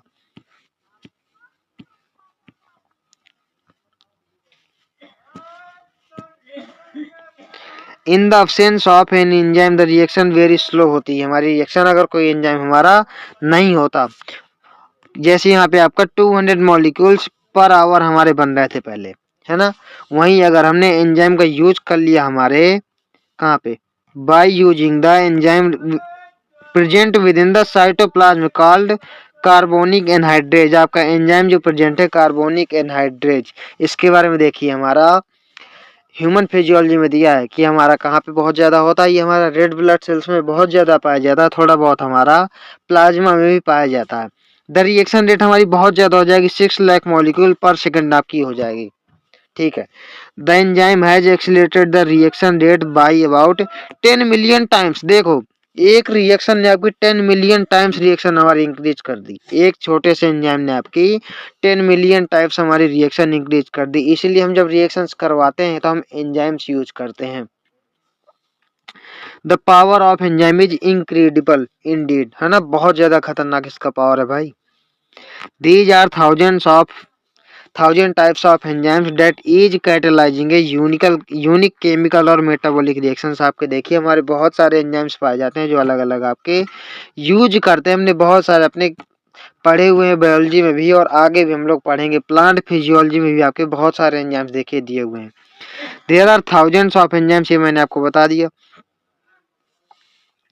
Each catalysing a unique chemical और metabolic reaction a multi step reaction when each of step is catalysed by the same enzyme complex और डिफरेंट एंजाइम्स, यानी सेम एंजाइम भी आपके हो सकते हैं, अलग अलग तरीके के हो सकते हैं और डिफरेंट टाइप्स के भी हो सकते हैं। जैसे देखिए ग्लूकोज से हम 2 पायरुविक एसिड बनाएंगे प्लांट फिजियोलॉजी में, तो यहाँ पे 10 स्टेप रिएक्शन होती है आपकी, ये आपके 10 स्टेप रिएक्शंस होते हैं, तो वहाँ पे हमें अलग अलग टाइप के एंजाइम हमें देखने को मिलेंगे। हमें वहाँ पे हेक्सोकाइनेज भी देखने के लिए मिलेगा ना, इनवर्टेज भी देखने के लिए मिलेगा, आइसोमेरेज भी मिलेगा, इन्यूलेज भी मिलेगा, ये सब एंजाइम्स हमें देखने के लिए मिलेंगे हमें प्लांट फिजियोलॉजी में। वहां पे हम लोग इनके बारे में डिटेल में बात करेंगे, है ना। बस आपको समझाने के लिए रिएक्शन यहाँ पे दे दी है। Is actually metabolic pathway which glucose becomes into pyruvic acid, ये हमारे प्लांट फिजियोलॉजी में डिटेल में दिया हुआ है। 10 स्टेप रिएक्शन आपकी होती है यहाँ पे, अलग अलग आपके 10 डिफरेंट एंजाइम्स हमारे 10 स्टेप रिएक्शन में आ जाएंगे। When we studied in respiration in plants में हम इसको पढ़ेंगे। At this stage you should know the metabolic pathway with 1 or 2 additional reactions give rise to variety of metabolic products। यहाँ पे हमारे अलग अलग देखिए पाथवे आपके हो सकते हैं और अलग अलग तरह के हमें मेटाबॉलिक प्रोडक्ट मिल सकते हैं। जैसे हमारा ग्लूकोज से हमको 2 पायरुविक एसिड मिल जाते हैं या 2 पायरुवेट हमको मिल जाते हैं, है ना। ये रिएक्शन हमारी ग्लाइकोलिसिस कहलाती है। ये आपके साइटोप्लाज्म में होती है, प्रोकैरियोट्स में भी होती है, यूकैरियोट्स में भी होती है। मैं पूरी आपको यहीं भी प्लांट फिजियोलॉजी बता दूंगा बैठे बैठे, लेकिन चलो वहां पे भी तो पढ़ना है डिटेल में। In our skeletal muscles under anaerobic condition, हमारे देखिए मसल्स में आपके एनएरोबिक कंडीशन में आपके मतलब कि एटीपी बनती है, हमारी लैक्टिक एसिड यहाँ बनता है, इससे हमारी एटीपी बनती है, बहुत कम 2 एटीपी हमारी बनती है। नॉर्मल कंडीशन में हम एरोबिक कंडीशन में हम यहाँ पे क्या करते हैं, पायरुविक एसिड हमारा किसमें यहाँ पे 38 एटीपी हमको मिलती है, पायरुविक एसिड बनता है ना। इन ईस्ट ड्यूरिंग फर्मेंटेशन, यहाँ पे हमारा देखिए एल्कोहल बनते हैं, वहाँ पे हमारा दिया है बहुत सारी चीजें कि एल्कोहल आपका 13% से ऊपर अगर निकल जाएगी तो वहाँ पे आपके ईस्ट जो है मर जाएगा, तो इसलिए हम वहाँ पे किससे डिस्टिलेशन प्रोसेस से बनाते हैं। ये सब चीजें हमारी डिटेल में वहाँ पे दी हुई है। अब देखिए यहाँ पे क्या दिया है, how do enzyme bring about such high rates of chemical reaction, आपका एंजाइम ये रिएक्शंस कैसे करवाते हैं आपका, देखिए यहाँ पे क्या। To understand this we should study enzymes a little more, हमको एंजाइम्स के थोड़े बहुत एंजाइम्स के बारे में पढ़ लेते हैं। We have already understood the idea of active sites, active site क्या है मैंने आपको पहले बता दिया है। द केमिकल और metabolic convergence refer to a reaction, reaction के बारे में आप जानते हैं। The chemicals which converted into product is called substrate, जो हमारे केमिकल्स में हम कन्वर्ट करते हैं वो हमारे क्या कहलाते हैं, सबस्ट्रेट कहलाते हैं, ठीक है। हेंस एंजाइम्स आपके कैसे होते हैं, प्रोटीन होते हैं with 3 dimensional structure including active sites, मैंने आपको बोला ना कि एंजाइम हमारे प्रोटीन्स होते हैं, वहाँ पे 3 डायमेंशनल स्ट्रक्चर जो होती है वहाँ पे हमारे प्रोडक्ट वो हमारे क्रिवाइसेज पाए जाते हैं, एक्टिव साइट्स पाई जाती हैं। कन्वर्ट ए सबस्ट्रेट इनटू प्रोडक्ट, ये हमारे सबस्ट्रेट को प्रोडक्ट में कन्वर्ट कर देते हैं। देखो जैसे मान लो अगर मैं आपको बताऊं तो मान लो यहाँ पे कोई आपका ये एंजाइम है, यहाँ पे आपका ये सबस्ट्रेट आ गया, यहाँ पे हमारा ये सबस्ट्रेट आ गया, तो यहाँ पे क्या होगा, फिर सबस्ट्रेट आपका आगे फिट हो जाएगा, ये आपका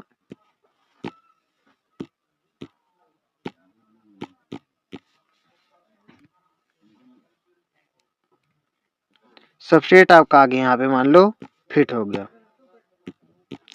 तो ये ट्रांजिएंटली बाउंड करता है, मतलब ये कुछ समय के लिए ही बाउंड करता है, फिर ये आगे जाकर के क्या होगा, एंजाइम पूरा रिलीज हो जाएगा, प्रोडक्ट बन जाएगा। एंजाइम हमारा जैसे का तैसा निकल आएगा, एंजाइम हमारा जैसे का तैसे निकल आएगा, प्लस यहाँ से हमारा जो प्रोडक्ट फॉर्म होना होगा, हमारा प्रोडक्ट फॉर्म हो जाएगा किससे, सबस्ट्रेट से हमारा प्रोडक्ट फॉर्म हो जाएगा। ये आपका देखिए रिएक्शन ये हमारा ट्रांजिएंटली बाउंड करते हैं, यानी कुछ समय के लिए ही, है ना, कुछ समय के लिए ही बाउंड करता है। देखो सबस्ट्रेट से हमारा प्रोडक्ट यहाँ पे बना हुआ है, ये देखो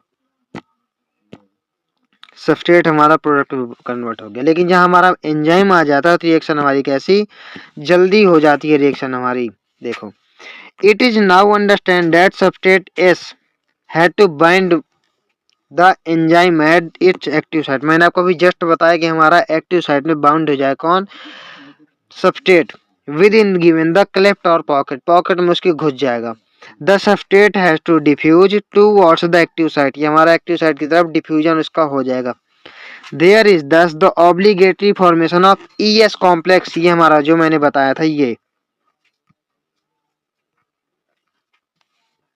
अरे यार देखो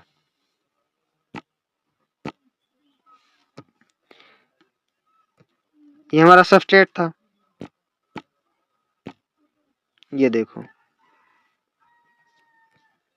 ये मैंने आपका एंजाइम बना लिया, यहाँ मैंने सबस्ट्रेट लगा दिया था, तो इसी को हम कहते हैं ES कॉम्प्लेक्स। ये हमारा ES कॉम्प्लेक्स कहलाता है क्योंकि एंजाइम और सबस्ट्रेट दोनों हमारे आ गए ना, तो ये हमारा एंजाइम सबस्ट्रेट कॉम्प्लेक्स कहलाता है। बाद में ये टूट करके हमारा ये ट्रांजिएंटली बाउंड होते हैं, मैंने आपको देखी ये पहले ही बता दिया है।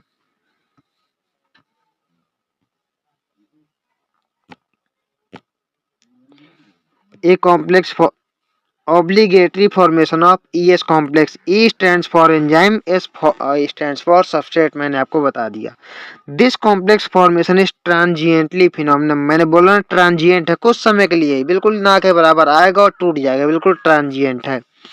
During the state where substrate is bound to the enzyme active site, a new structure of the substrate called the transient state structure, देखिए ट्रांजिएंट स्टेट आ जाएगी जब उसमें बाउंड हो जाएगा, है ना, ये आपका ES कॉम्प्लेक्स बन जाएगा, तो वही आपका ट्रांजिशन स्टेट स्ट्रक्चर कहलाता है, वहां पे जो बन जाता है ना, वही चीजें घुमा घुमा करके आपकी दी हुई हैं, वही चीजें हमारी घुमा घुमा करके दी हुई हैं। कहाँ गया, very soon after the expected bond breaking and making of completed, यहाँ पे हमारा फाइनली आपका बॉन्ड ब्रेक और मेक मतलब क्या है, देखिए बॉन्ड ब्रेक होगा तो आपका ये एंजाइम निकल जाएगा, यहाँ पे हमारा सबस्ट्रेट क्या है, प्रोडक्ट में कन्वर्ट हो जाता है, मैंने आपको बोला ना वही बात है। देखिए the product is released from the active site, in other words the structure of the substrate gets transformed into structural product, यानी सबस्ट्रेट आपका प्रोडक्ट में कन्वर्ट हो गया, लेकिन इसमें आपका कोई चेंज नहीं होगा, हम जैसा का तैसा इसको बाद में अपना निकाल लेते हैं। एंजाइम में हमारा कोई चेंज हमको देखने के लिए नहीं मिलता। The pathway of this formation must go through so called transition state ही होगा, और क्या होगा, ट्रांजिशन स्टेट स्ट्रक्चर। देखो ट्रांजिशन स्टेट स्ट्रक्चर, ये आपका ट्रांजिशन स्टेट स्ट्रक्चर बना लेता। देखिए आपका ये देखो, ये हमारा कोई सबस्ट्रेट है, इसको हमें देखो, ये आपका सबस्ट्रेट है, इसको हमें प्रोडक्ट में ले जाना है। देखो इसको हमें ले जाना है प्रोडक्ट में, तो इसको जो हमें प्रोडक्ट में लाना है, यहाँ पे देखिए पहले आपका एक ऐसे आ रहा था, ये हमारा ऐसे आ रहा था, यानी इतनी एनर्जी इसको लग रही थी भाई, कितनी, इतनी एनर्जी। तो यहाँ पे हमारे ट्रांजिशन स्टेट बनाता है, यहाँ कुछ समय के लिए ही बाउंड करता है, फिर आपका सीधे प्रोडक्ट में कन्वर्ट हो जाता है सीधे, है ना। तो ये हमारी कहलाती है एक्टिवेशन एनर्जी, ये हमारी कहलाती है एक्टिवेशन एनर्जी, जो हमारी पहले लग रही थी। वहीं अगर हमने एंजाइम डाल दिया, अगर हमने एंजाइम डाल दिया तो हमें सिर्फ इतनी एनर्जी ही देनी पड़ेगी, ठीक है। ये मान लो आपको पुल है, गाड़ी आएगी चढ़ के निकल जाएगी, गाड़ी आएगी चढ़ के निकल जाएगी, तो उसको ज्यादा मेहनत लगेगी, ज्यादा मेहनत लगेगी। एक आपका ये पुल है, थोड़ी सी चढ़ान है, तो आपकी गाड़ी आएगी आराम से चढ़ के निकल जाएगी, है ना। वही बात यहाँ पे देखो कि यहाँ पे क्या है कि यहाँ पे आपको ज्यादा एनर्जी लग रही है, लेकिन आपका जैसे ही एंजाइम आ गया, जैसे ही हमारा एंजाइम आ जाता है सबस्ट्रेट के, तो आपका क्या है यहाँ पे एक्टिवेशन एनर्जी विद एंजाइम। देखो यहाँ पे एनर्जी क्या है, बहुत ज्यादा कम होगा, ये भी आपका ट्रांजिशन स्टेट यहाँ पे बना लेते हैं, है ना। ये देखो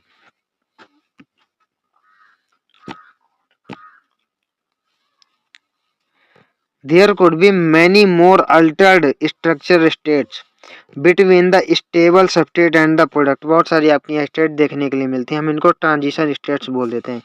implicit in this statement is fact that all other intermediate structural states are unstable, यानी ये ट्रांजिएंट है, थोड़ी ही समय के लिए भाई तुरंत टूट जाएंगे। मान लो कोई प्रोडक्ट है, मान लो यहाँ से मैं बनाने की कोशिश करूँ, अगर यहाँ से लेके जाऊँ तो कई सारी आपकी ट्रांजिशन स्टेट भी देखने के लिए मिल सकती हैं। एक ही देखने के लिए मिल जाए, दो देखने के लिए मिल जाए, तीन देखने के लिए मिल जाए, है ना, ये ट्रांजिशन स्टेट्स आपकी हो सकती हैं।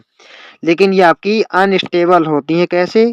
ट्रांजिशन स्टेट होती है ना, ये तुरंत टूट जाते हैं आपके। ये आपके कैसे अनस्टेबल होते हैं। देखो unstable, stability is something related to energy status of the molecule. देखो एनर्जी स्टेबल, यहाँ एनर्जी बहुत ज्यादा है ना, इसलिए आपके अनस्टेबल होते हैं। Hence when we look this pictorially through the graph it looks like something in. देखो ग्राफ के बारे में ये बोल रहा है, मैंने आपको पहले ही ग्राफ के बारे में बता दिया। देखो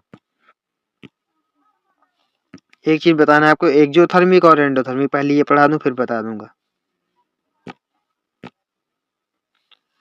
the Y axis represent the potential energy, आपको वाई एक्सिस में पोटेंशियल एनर्जी हमारा इधर दिया है ना।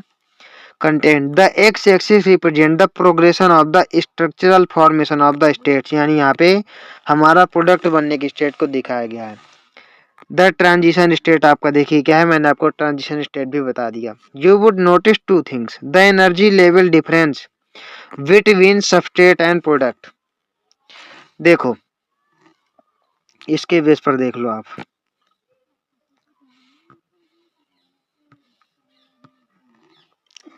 ये मान लो आपका क्या दिया है, सबस्ट्रेट दिया है, और ये मान लो आपका प्रोडक्ट दिया हुआ है। तो यहाँ पे हमारा कैसे हो जाएगा ये मैं आपको देखिए थोड़ा सा बता देता हूँ। देखो मान लो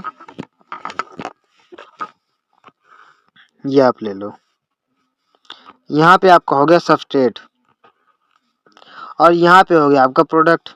यहाँ से सबस्ट्रेट से आकर के आपका प्रोडक्ट सीधे बन गया, ठीक है। तो यहाँ पे जब प्रोडक्ट नीचे रहता है और सबस्ट्रेट आपका ऊपर रहता है, सबस्ट्रेट ऊपर रहता है, प्रोडक्ट आपका ऊपर रहता है, तो एनर्जी यहाँ पे रिलीज होती है। एनर्जी क्या होती है? एनर्जी रिलीज होती है। तो इसको हम बोल देते हैं एक्सोथर्मिक, इसको हम बोल देते हैं एक्सोथर्मिक रिएक्शंस। ये हमारी एक्सोथर्मिक रिएक्शन कहलाती हैं। वहीं अगर आपका प्रोडक्ट ऊपर रह जाए, ये आपका सबस्ट्रेट हो गया और ये आपका प्रोडक्ट हो गया, तो यहाँ पे अगर सबस्ट्रेट आपका नीचे से ऊपर जा रहा है यानी प्रोडक्ट आपका ऐसे आ रहा है, तो यहाँ पे आपकी एनर्जी देनी पड़ेगी हमको। These are called endothermic. ये हमारा एंडोथर्मिक का ही आपका ग्राफ पूछा जाता है। ये हमारा एंडोथर्मिक रिएक्शन देखिए बन जाएगा। मैंने आपको देखिए कोशिश करिए कि कम टाइम में ज़्यादा चीज़ें समझा दूँ आपको, है ना, कम टाइम में ज़्यादा चीज़ें समझा दूँ, क्योंकि हमारे यहाँ पे थोड़ा सा बोरिंग भी लगता है लोगों को। ये है कुछ नहीं, वही चीज़ें दोबारा दोबारा आपकी दी हुई है, घुमा फिरा करके देखो। देखो the energy level difference between substrate and product, product is at lower level, तो क्या होगा than S, the reaction is exothermic. मैंने बोला ना कि अगर प्रोडक्ट आपका नीचे लेवल पे होगा तो आपका एक्सोथर्मिक होगी, वहीं अगर प्रोडक्ट आपका ऊपर लेवल पे होगा। One need not supply energy heating in order to form product. भाई एक्सोथर्मिक एनर्जी रिलीज ही हो रही है तो एनर्जी हमें क्यों देनी पड़ेगी, वो तो एनर्जी खुद रिलीज कर रहा है ना, इसीलिए। However when it is exothermic और स्पॉन्टेनियस रिएक्शन और एन एंडोथर्मिक और एनर्जी रिक्वायरिंग प्रोसेस, देखो लिखा है एनर्जी रिक्वायरिंग, हमारा एंडोथर्मिक है तो यहाँ पे हमको एनर्जी देनी पड़ेगी, क्योंकि यहाँ एनर्जी एब्जॉर्ब होती है, रिलीज नहीं होती है। ये आपने केमिस्ट्री में पढ़ा होगा। तो ये आपका क्या है, एंडोथर्मिक में एनर्जी देनी होती है। The S has to do a much higher energy state than transition state. यहाँ पे क्या आपका सबस्टेट मतलब कि हायर एनर्जी लेवल पे होता है आपका। The difference in average energy content of S and that in the transition state is called activation energy. देखो एस और ट्रांजिशन स्टेट के बीच की, ये आपका एस, ये आपका ट्रांजिशन स्टेटस के बीच की जो एनर्जी हमारी होती है that is called activation energy. ये आपकी एक्टिवेशन एनर्जी कहलाती है। ये आपका देखिए एक्सोथर्मिक का ग्राफ यहाँ पे दिया हुआ है ना। फिर क्या है हमारा, enzymes eventually bring down this energy barrier making the transition substrate to product more easy. ठीक है, यहाँ पे आपके एंजाइम्स जो आ जाते हैं तो वो हम उसकी एनर्जी कम कर देते हैं, तो आसानी से मतलब क्या होता है यहाँ पे, आसानी से हमारा प्रोडक्ट जो है फॉर्म हो जाता है। अब देखिए फिर से वही चीज आ गया जो मैंने आपको बताया, देखो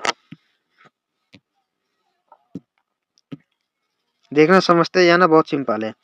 each enzyme has substrate binding site in molecule so that highly reactive enzyme substrate complex is formed. यानी सारे एंजाइम्स में हमारा सबस्ट्रेट बाइंडिंग साइट पाई जाती है, इसकी बात कर रहे हैं यहाँ पे, इसकी ये साइट आपके सारे एंजाइम से पाई जाती है जहाँ आराम से आगे सबस्ट्रेट बाइंड कर सके और ये एनर्जी मतलब कि रिएक्शन को आराम से करवा सकें और ईएस कॉम्प्लेक्स बना चुके हैं। मैं बार बार आपको ईएस कॉम्प्लेक्स बना करके नहीं बताऊंगा। देखो एंजाइम आया, सबस्ट्रेट आया, दोनों मिल गए, दोनों मिल गए, यहाँ पे दोनों मिल गए, ये मैंने आपको पहले ही बता दिया है।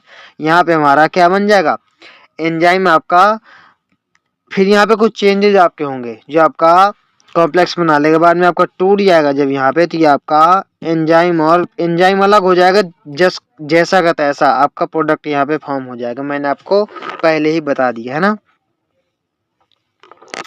This complex is short lived and dissociates into product. ES complex जो हमारा बनता है यहाँ पे, ये आपका ट्रांजिएंट होता है। मैंने आपको बोला जो वही बात सेम टू सेम फिर लिखे, ट्रांजिएंट होता है तो आपका तुरंत टूट जाता है, डिसोसिएट्स इनटू प्रोडक्ट आगे आपका प्रोडक्ट बना लेता है और आपका एंजाइम जैसा का तैसा मिल जाता है। मैंने आपको बोला ना, बिल्कुल अनचेंज्ड मिलता है, जैसा का तैसा, जैसा हमने डाला था वैसा ही एंजाइम हम निकाल लेते हैं।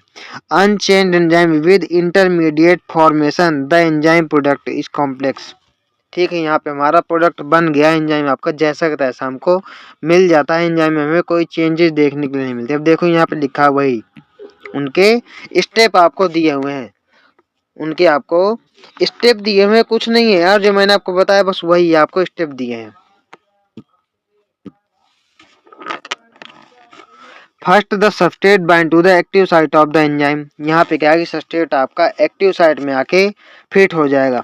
देखो ये आपका एक्टिव साइट है, यहाँ पे आपका एक सबस्ट्रेट आकर के फिट हो गया, इसमें कुछ चेंजेस करेगा। ये देखो क्या लिखा है, the binding of the substrate induces the enzyme to alter its shape.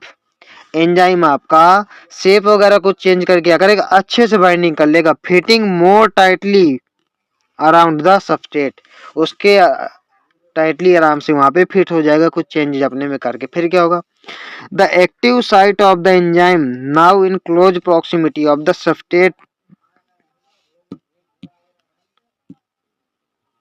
देखो कलर चेंज कर लो थोड़ा। The active site of enzyme now in close proximity of the substrate breaks into chemical bonds of substrate and new enzyme product complex is formed। ये आपका फिर क्या होता है, enzyme complex बना लेता है आपका किसके, सबस्ट्रेट के साथ फॉर्मेशन करके बाद में आपका प्रोडक्ट में कन्वर्ट हो जाता है। देखो द एंजाइम रिलीज, बाद में हमारा एंजाइम निकल जाता है और प्रोडक्ट हमारा बन जाता है। The product of the reaction and the free enzyme is ready to bind to the another molecule. फिर आपका जो एंजाइम जैसा का तैसा निकल जाता है, ये फिर से किसी दूसरे सबस्ट्रेट के साथ आपका बाइंड कर जाएगा of the substrate and runs into catalytic once again. फिर से आपका ये कैटालिटिक पावर दिखाने लगेगा और नई नई रिएक्शंस आपकी करवाने लगेगा, दूसरे एंजाइम के साथ में आपको बाउंड कर जाएगा, है ना। अब देखो फैक्टर्स अफेक्टिंग एंजाइम एक्टिविटी, हमको पता है कि जो हमारे एंजाइम्स होते हैं ये आपका एक ऑप्टिकली मतलब कि इनकी एक जो पीएच होती है, ये उसी पीएच पे काम करते हैं जहाँ पे ये हाईएस्ट मतलब कि एक्टिव होते हैं, चाहे आपका पीएच हो चाहे आपका टेम्परेचर हो, वही आपको यहाँ पे दिया है। देखो ये सब चीज आपने केमिस्ट्री में बड़े आसानी से पढ़ी हुई है कि हमारा टेम्परेचर, प्रेशर पे, पीएच पे डिपेंड करती हैं ये सब चीजें। The activity of the enzyme can be affected by change in the condition which is alter the tertiary structure of the protein। मान लो टेम्परेचर बहुत ज्यादा हो गया, डीनेचर हो जाएगा, काम करना बंद कर देगा। टेम्परेचर कम हो गया, इनएक्टिव हो जाएगा। These include temperature, pH change in substrate concentration to binding of specific chemicals to regulate its activity। ये सब चीजें इनको डिपेंड करती हैं। देखो यहाँ लिखा है टेम्परेचर और टेम्परेचर और pH. Enzyme generally function at narrow range of temperature, temperature बहुत ज़्यादा हो जाएगा, डी नेचर हो जाएगा, प्रोटीन खराब हो जाएगा। और पीएच, ये आपके एक नैरो रेंज के टेम्परेचर और पीएच पे काम करते हैं। Each enzyme shows it's highest activity eight a particular temperature and pH. Optimum temperature और ऑप्टिमम पीएच हम इसको बोल सकते हैं जिस पे ये काम करते हैं। जो एक इनका पर्टिकुलर टेम्परेचर है जिस पे ये काम करेंगे, this is called optimum temperature, और जिस ये पीएच पे काम करेंगे this is called optimum pH. Activity declines both below and above.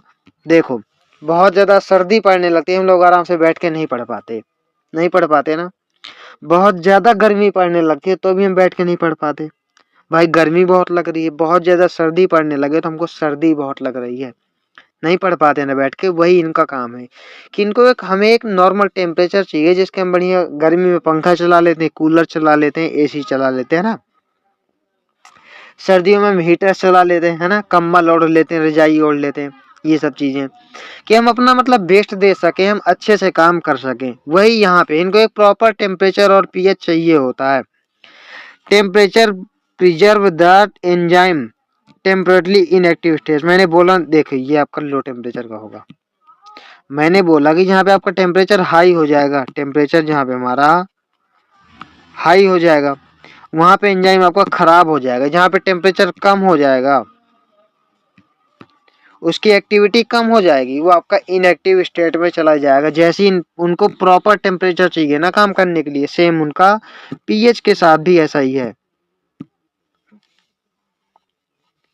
Low temperature preserve the enzyme and temperately inactive site, इसको इनएक्टिव कर देगा। वेयर एज हाई टेम्परेचर क्या करेगा, खराब कर देगा।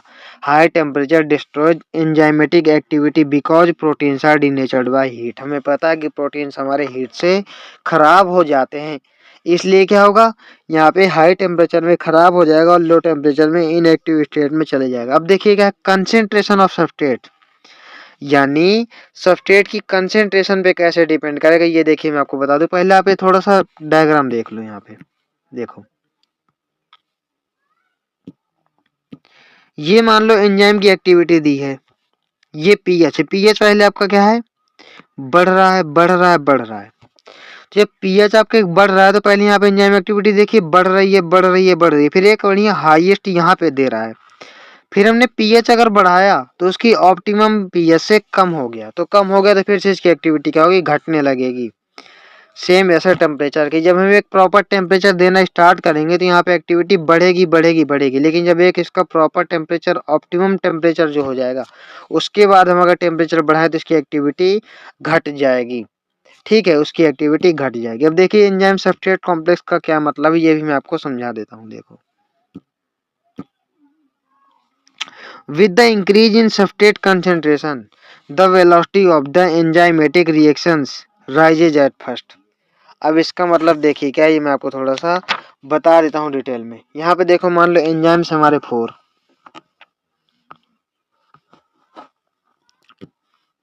मान लो मैंने ऐसे ले लेता हूँ, मान लो हमने एंजाइम ले लिए 4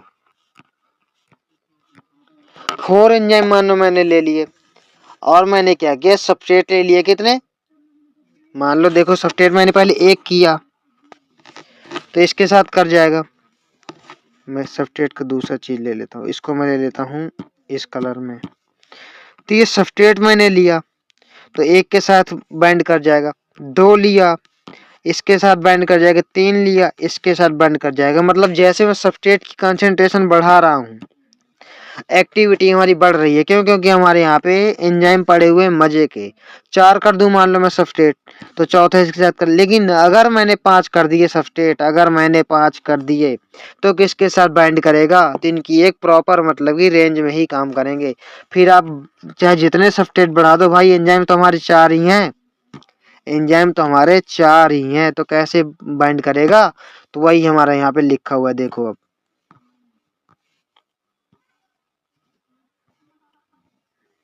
कि पहले तो उनकी एक्टिविटी बढ़ जाएगी। कैसे बढ़ेगी, देखो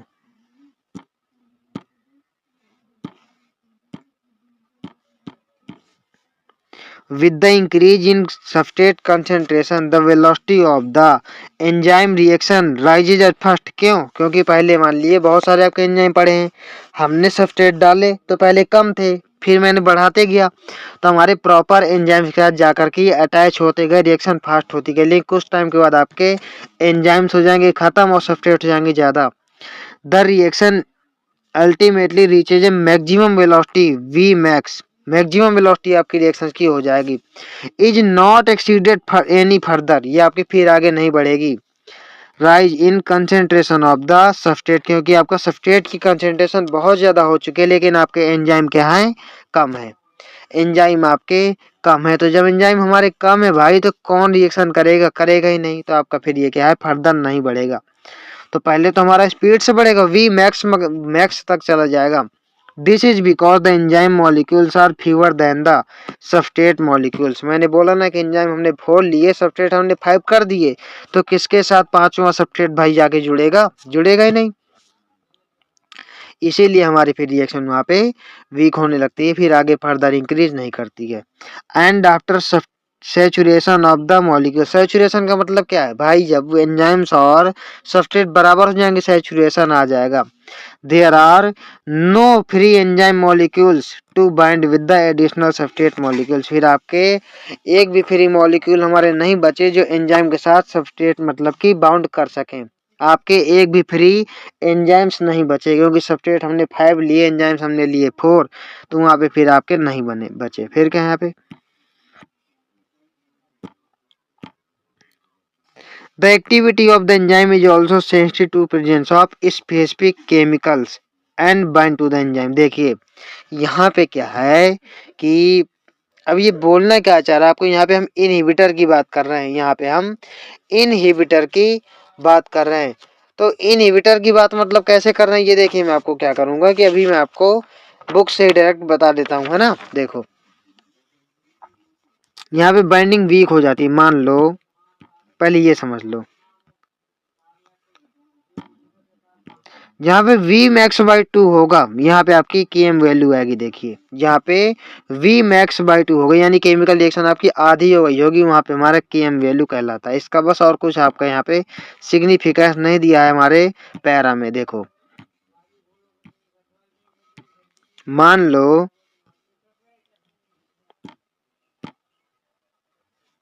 ये आपका एंजाइम है, ठीक है, ये हमारा सबस्ट्रेट है। अब मान लो एक कोई शैतान आ गया बीच में शैतान आ जाएगा जिसका स्ट्रक्चर इसके सिमिलर हो, जिसका स्ट्रक्चर क्या हो? इसके सिमिलर हो आपका, ठीक है। तो यहाँ पे क्या होगा?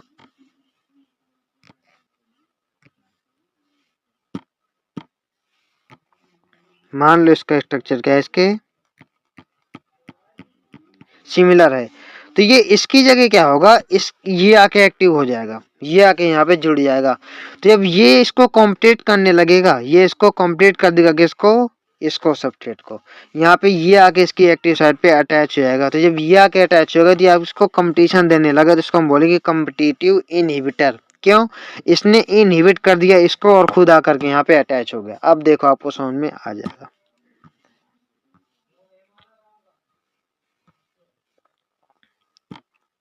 देखो क्या लिखा है, sets of the enzyme activity the process is called the inhibition. Inhibition, यहाँ पे कोई आके इनहिबिट कर दिया इसको, ठीक है।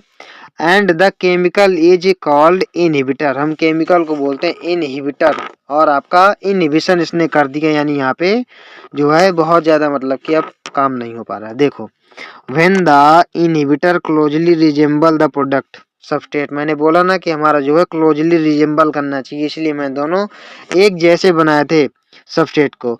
एंड इट्स मॉलिक्यूलर स्ट्रक्चर, देखिए इसका जो है शेप साइज सब एक जैसा होना चाहिए। And inhibits the activity of the enzyme, ये जो है एंजाइम की एक्टिविटी को इनहिबिट कर देता है। कैसे करता है? मैंने आपको अभी डायग्राम से बनाया। It is known as competitive inhibitor, उसने कंपटीशन दे दिया किसको? जो हमारा सबस्ट्रेट था उसको कंपटीशन दे दिया। Due to its close structural similarity with the substrate, क्योंकि सबस्ट्रेट के क्लोज इसकी सिमिलरिटी थी, मतलब उसको जो बनने में। एक हमारा एग्जांपल भी देखिए दिया होता है। एग्जांपल क्या मैं आपको अभी यहाँ पे बताऊंगा, लिखा हुआ है हमारा, है ना। The inhibitor competes with the substrate of the substrate binding site of the enzyme। इस पे इनहिबिट होकर अपना खुद घुस गया उसको हटा करके। Consequently the substrate cannot bind as a result। यहाँ पे substrate आपका बाइंड नहीं हो पाया, हमारा कौन, जो हमारा उसके तरह दिख रहा था, रिजेंबल कर रहा था उसके शेप एंड साइज को, वो जाके हमारा अटैच हो गया, जो दुश्मन आया कम्पिटिटिव इनहिबिटर जो आ गया। The enzyme action declines. भाई जब वो जुड़ ही नहीं पाया तो एंजाइम एक्शन डिक्लाइन हो जाएगा। The inhibition of succinic acid. देखो अब दिया है हमारा, सक्सिनिक डिहाइड्रोजनेज को इनहिबिट कौन करता है, by malonate. By malonate succinic dehydro, ये आपका पता नहीं कितनी बार आपका पीवाईक्यू में पूछा गया है।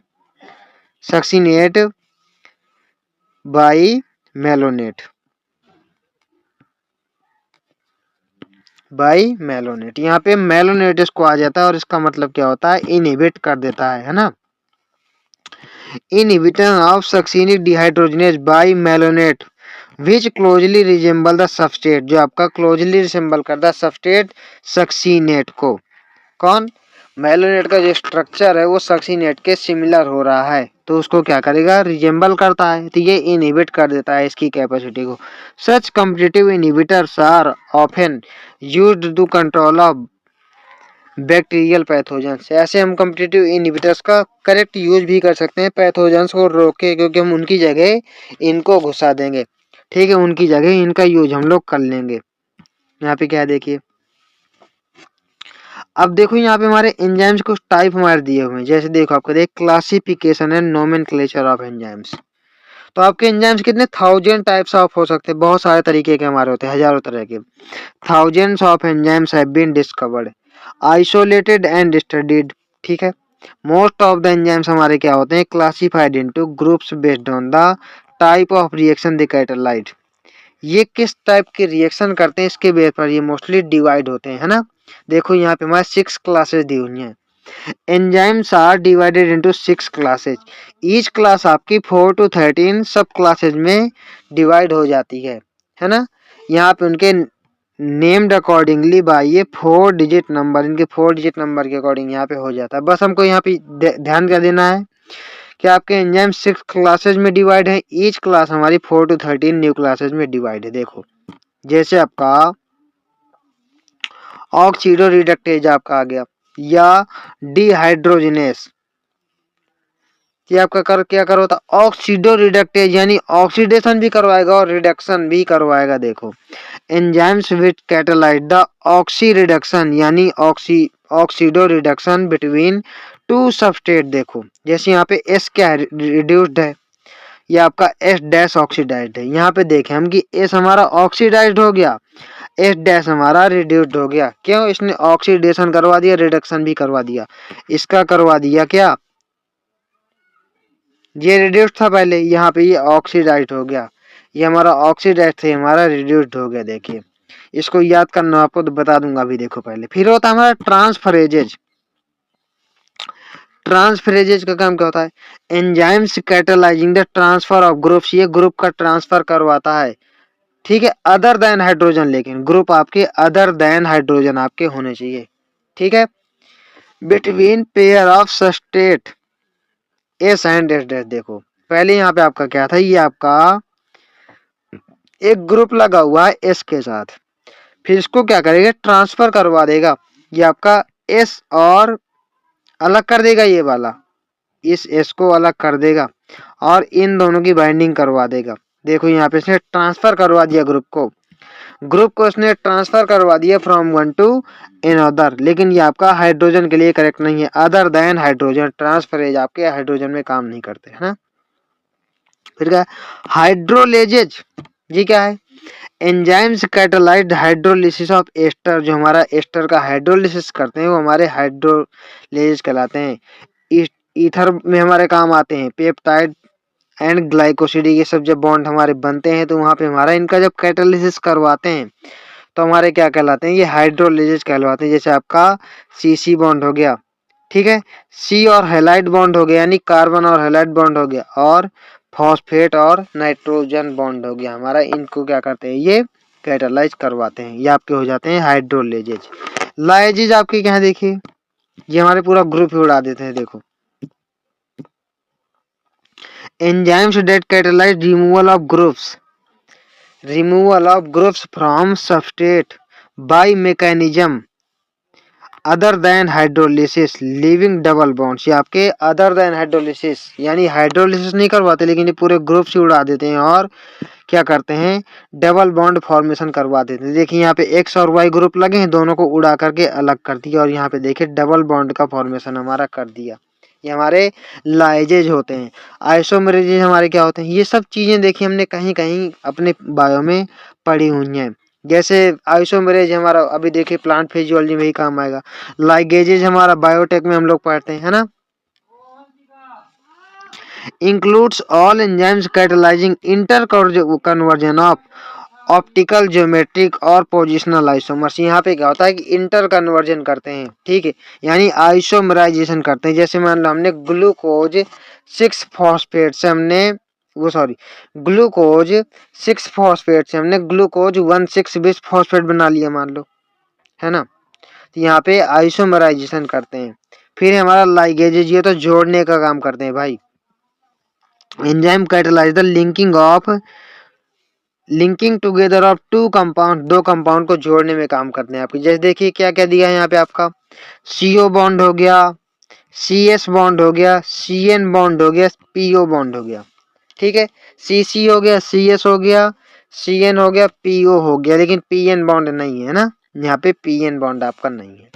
ये आपके 6 टाइप के यहाँ मैंने बताया। कौन कौन सा, देखो मैं इनकी ट्रिक भी बता दूंगा, आप याद कैसे कर सकते हो। लाइन से याद करना पड़ेगा ना। देखो, OTH अथ लिल, अथ लिल। ऑक्सीडो रिडक्टेज मैंने आपको कौन कौन कौन से बताए, ट्रांसफरेज, हाइड्रोलेज मैंने आपको बताया, फिर मैंने आपको लाइज बताया, फिर मैंने आपको आई फॉर क्या बताया, आइसोमेरेज बताया, और एल फॉर मैंने आपको लाइगेज बताया, ठीक है। 6 क्लासेज में आपके हो सकते हैं और सारे मतलब आपके 6-13 मतलब कि आगे आपके मैंने कितने बताया, 4 to 13 सब क्लासेज में भी डिवाइड हो सकते हैं। अब देखो हमारा बहुत इंपॉर्टेंट चीज दी जो को फैक्टर्स, ठीक है। तो पहले आपको मैं बताऊं, देखिए को फैक्टर मतलब क्या है। देखो यहाँ पे enzymes are composed of one several polypeptide chains. ये आपके सेवरल पॉलीपेप्टाइड चेन मिलकर के बने हैं हमारे एंजाइम्स, यानी प्रोटीन की बात कर रहा कुल मिला के। However there is a number of cases, there is a number of cases in which non-proteinaceous constituent called the cofactors। यहाँ पे मतलब कि मान लो कोई एंजाइम है आपका, ये आपका प्रोटीनेशियस, लेकिन यहाँ पे जो कोफैक्टर आके अटैच होगा, मान लो ये, मान लो कोफैक्टर मान लिया मैंने, तो इसको अटैच करूंगा तो ये तो आपका प्रोटीनेशियस है, ये एंजाइम्स हमारा प्रोटीनेशियस है, लेकिन इसके अच्छे तरीके से वर्क करने के लिए हमको कोफैक्टर भी चाहिए होता है, जो आपका कोफैक्टर भी चाहिए होता है, जो हमारा नॉन प्रोटीनेशियस पार्ट होता है, ठीक है, हमारा नॉन प्रोटीनेशियस पार्ट होता है। वही देखिए आपको यहाँ भी दिया हुआ है, देखो number of cases in which non-protein constituent called cofactors are bound to the enzyme to make enzyme catalytically active। ठीक है, मैंने बोला ना कि हमारे कई जगह पे मतलब ये आकर के अटैच हो जाता है, जिससे हमारा क्या है कि एंजाइम और इफिशिएंटली वर्क करने लगे, आपके कोफैक्टर्स आपके अटैच हो जाते हैं, ठीक है। यानी एंजाइम आपका कैसा है, प्रोटीनेशियस है, कोफैक्टर आपके नॉन प्रोटीनेशियस पार्ट है। देखो कोफैक्टर्स आपके नॉन प्रोटीनेशियस पार्ट है। अब कोफैक्टर कितने टाइप के होते हैं ये भी मैं आपको अभी बता दूंगा। देखो in these instances the protein portion of the enzyme is called the apo enzyme. देखो मैं बताता हूँ आपको। अब यहाँ पे कोफैक्टर्स हमारे, देखो मान लो ये आपका हो गया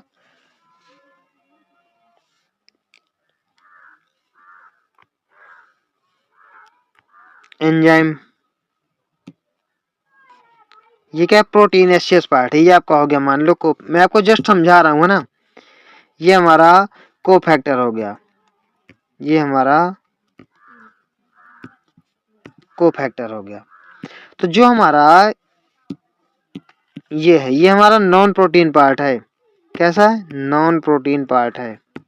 ये हमारा नॉन प्रोटीन पार्ट है, लेकिन ये हमारा कैसे प्रोटीनेशियस होते हैं।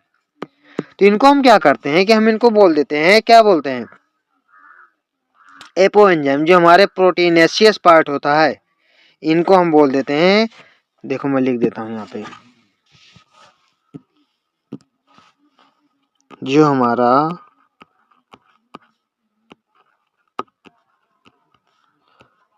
प्रोटीनेशियस पार्ट होता है, ठीक है, इसको हम बोलते हैं एपो एंजाइम, इसको बोलते हैं एपो एंजाइम। और जो नॉन प्रोटीन पार्ट होता है, जो हमारा नॉन प्रोटीन पार्ट है, इसको हमने बोला कोफैक्टर। कोफैक्टर आपके कई तरीके के हो सकते हैं, मैं भी आपको बताऊंगा। ये हमारा कोफैक्टर कहलाता है। लेकिन अगर, ठीक है, कोफैक्टर और सॉरी एपो एंजाइम और कोफैक्टर को हम दोनों को मिला दें तो आपका पूरा एक हेलो एंजाइम कहलाएगा, जो पूरा का पूरा एक एंजाइम बना लेते हैं। ये आपके कहलाएंगे हेलो एंजाइम, होलो एंजाइम आप बोल सकते हो, ठीक है, होलो एंजाइम। ये आपका एपो एंजाइम, ये आपका पीवाईक्यू में बहुत बार पूछा गया है। देखो, तो जहां पे हमारा को एंजाइम और कोफैक्टर आपके दोनों मिल जाते हैं, ये आपका पूरा बना लेता है होलो एंजाइम। और एंजाइम के इफिशिएंटली वर्क करने के लिए इस होलो एंजाइम का होना जरूरी है। मतलब आपका एपो एंजाइम और कोफैक्टर का दोनों का मिलना आपस में जरूरी है, जो एंजाइम के अच्छी तरीके से वर्क करवाता है। कौन? कोफैक्टर हमारा। तो अब देखिए कोफैक्टर के बारे में आपको बता दूं, अगर मैं, कोफैक्टर हमारे हो सकते हैं 3 टाइप के।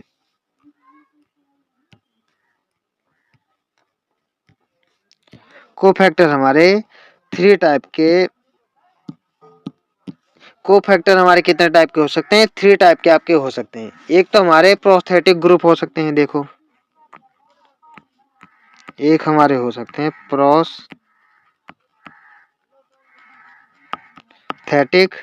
ग्रुप, और एक हमारे देखिए प्रोस्थेटिक ग्रुप हो सकते हैं, दूसरे हमारे कोएंजाइम हो सकते हैं। ये आपके कोएंजाइम हो सकते हैं। तीसरे हमारे मेटल आयंस हो सकते हैं। मेटल आयन भी आपके कोफैक्टर की तरह काम कर सकते हैं, है ना। मेटल आयंस भी हमारे कोफैक्टर की तरह काम कर सकते हैं। देखिए आपका क्या होता है कि जो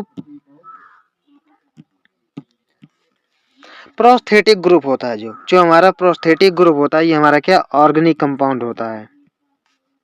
ये हमारा होता है ऑर्गेनिक, और ये तो हमारा ऑर्गेनिक होता ही है, ये भी हमारा ऑर्गेनिक होता है। कौन? कोएंजाइम भी हमारा ऑर्गेनिक होता है। बस समझते जाना आप लोग, मैं सब साथ में बता दूंगा। ये दोनों होते हैं हमारे ऑर्गेनिक। लेकिन आपको मैं यहाँ पे बताना क्या चाह रहा हूँ, ये देखो, ये हमारा टाइटली बाउंड करता है। ये हमारा, देखो, ये हमारा जो प्रोस्थेटिक ग्रुप है, ये हमारा क्या करता है, एंजाइम के साथ टाइटली बाउंड करता है, एपो एंजाइम के साथ। कैसे टाइटली बाउंड करता है? ये हमारा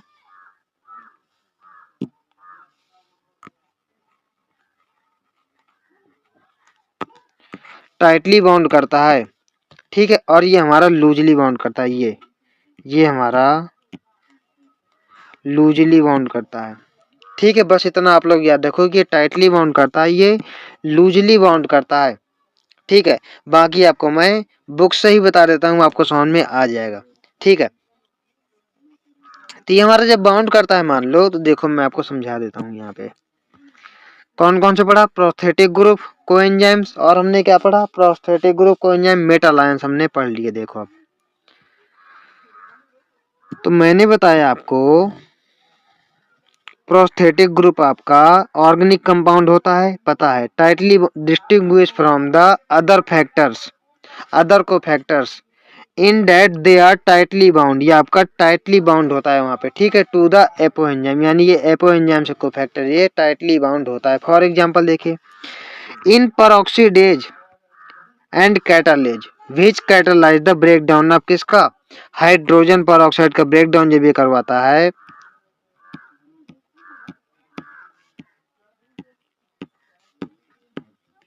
शायद इसी में टूटता है ना, ये शायद इसी में टूटता है। तो ये क्या करता है, जब हाइड्रोजन पर ऑक्साइड का ब्रेक डाउन करवाता है तो यहाँ पे हमारा कौन सा पर ऑक्सीडेज लगता है, ठीक है, किसमें, वाटर और, हाँ वाटर और ऑक्सीजन में ही देखिए ब्रेक डाउन करवा रहा है। तो ये जब ब्रेक डाउन करवाता है तो ये कौन सी, मतलब देखिए क्या है यहाँ पे, देखो मैं पढ़ करके आपको बता देता हूँ, ज्यादा सिंपल लगेगा।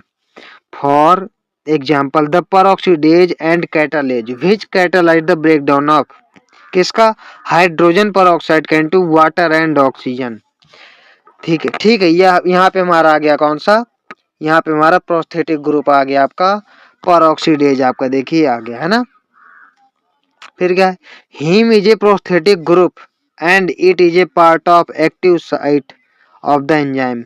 हमारा हीम भी देखिए प्रोस्थेटिक ग्रुप होता है, हीमोग्लोबिन आपने सुना है उसका, ठीक है, ये भी हमारा प्रोस्थेटिक ग्रुप ही होता है जो टाइटली बॉन्ड होता है। अब देखिए हम को एंजाइम्स के बारे में आपको बता दूं मैं,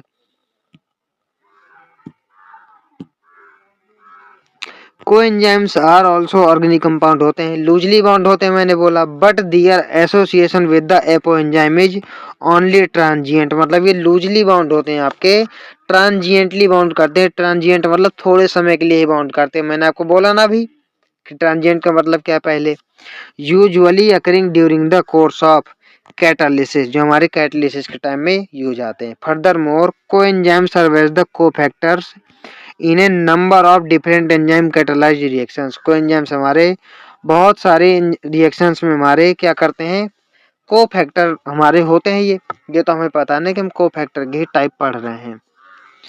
the essential chemical component of many coenzymes are vitamin, हमारे कोएंजाइम्स के जो बहुत सारे हमारे देखिए, एसिटाइल कोएंजाइम है ना, एसिटाइल कोएंजाइम अभी हम प्लांट फिजियोलॉजी में आपको पढ़ाऊंगा, तो वहां पे हम देख लेंगे भाई, मिलेगा हमें देखने के लिए मिलेगी ये, है ना। कोएंजाइम्स आपके विटामिन होते हैं, कोएंजाइम निकोटिनामाइड एड, देखो यहाँ पे क्या है, ये आपका एनएडी होता है, ये आपका कोएंजाइम निकोटिनामाइड एडिनाइन डाइन्यूक्लियोटाइड कहलाता है, और आपका एक होता है एनएडीपी, है ना। Coenzyme nicotinamide adenine dinucleotide NADP and NADP contain vitamin niacin, इन दोनों में हमारा नियासिन विटामिन पाया जाता है ना। यहाँ पे हमारा नियासिन विटामिन देखिए पाया जाता है। कि आपका इतना मैंने आपको देखिए बता दिया। अब देखो हम पढ़ लेंगे यहाँ पे मेटल आयन के बारे में। आपको याद क्या रखना है यहाँ पे, बस एक चीज याद रखना है कि यहाँ पे हमारा NAD और NAD पीएच में यहाँ पे हमारा विटामिन कौन सा, नियासिन पाया जाता है। मोस्ट ऑफ द को ये आपके कोएंजाइम्स विटामिन सी होते हैं, बस और कुछ नहीं याद रखना, ठीक है। Number of coenzymes require metal ions, बहुत सारे हमारे मेटल आयंस रिक्वायर होते हैं। आपने सुना होगा ना कि जिंक, इसका ये जिंक को फैक्टर है, क्लोरोफिल में हमारा मैग्नीशियम पाया जाता है ना। और आपका उसमें ये कर्ड में हमारा कोबाल्ट होता है, तो ये मतलब को फैक्टर का काम करते हैं वहाँ पे। Of their activity which form coordination bonds with side chains at the active site and at the same time form one or more coordination bond, ये कोऑर्डिनेशन बॉन्ड देखिए बनाते हैं हमारे। कोऑर्डिनेशन कंपाउंड में आप पढ़ेंगे अगर तो वहां पे आपका कुछ दिया हुआ है, ठीक है। विद द सबस्ट्रेट, देखिए जिंक आपका कोफैक्टर, जैसे किसका, कार्बोक्सी पेप्टाइडेज का आपका zinc is a cofactor of proteolytic enzyme, proteolytic enzyme आपका कौन सा है, carboxy peptidase. Zinc is a cofactor for proteolytic enzyme that is carboxy peptidase आपका होता है ना। फिर देखो क्या है, कैटालिटिक एक्टिविटी लॉस्ट हो जाएगी जब हम कोफैक्टर को रिमूव कर लेंगे। Catalytic activity is lost when the cofactor is remove, जब कोफैक्टर को हम रिमूव कर लेंगे तो कैटालिटिक एक्टिविटी क्या होगी, मतलब कि लॉस्ट हो जाएगी from the enzyme which testifies that they play crucial role in the catalytic activity of the enzyme. देखिए क्या है यहाँ पे, ये बोल रहा है कि अगर हम कोफैक्टर एंजाइम से रिमूव कर लें, किससे, एपो एंजाइम से कोफैक्टर अगर हम रिमूव कर ले तो उसकी कैटालिटिक एक्टिविटी खो जाएगी, यानी कैटालिटिकली एक्टिव नहीं रहेगा। ये हमें इनकी इंपॉर्टेंस देखिए दिखाता है। चलिए फाइनली आपका ये भी चैप्टर देखिए कंप्लीट हो गया। थोड़ा मैंने इधर आपको मतलब कि समझाया कम है, क्योंकि समझाने वाली चीजें कम थी, हमें बुक से बताने वाली चीजें ज़्यादा थी, है ना? लेकिन ये लास्ट बात बहुत इम्पोर्टेंट है, आप लोग यहाँ पे याद कर लेना, बस 2-2 लाइनें याद करना है, 3 पैराग्राफ, है ना? छोटे-छोटे जो 3 पैरा दिए हुए हैं। चलिए तो हम लोग यहीं आज अपना खत्म करते हैं, है ना? Thank you.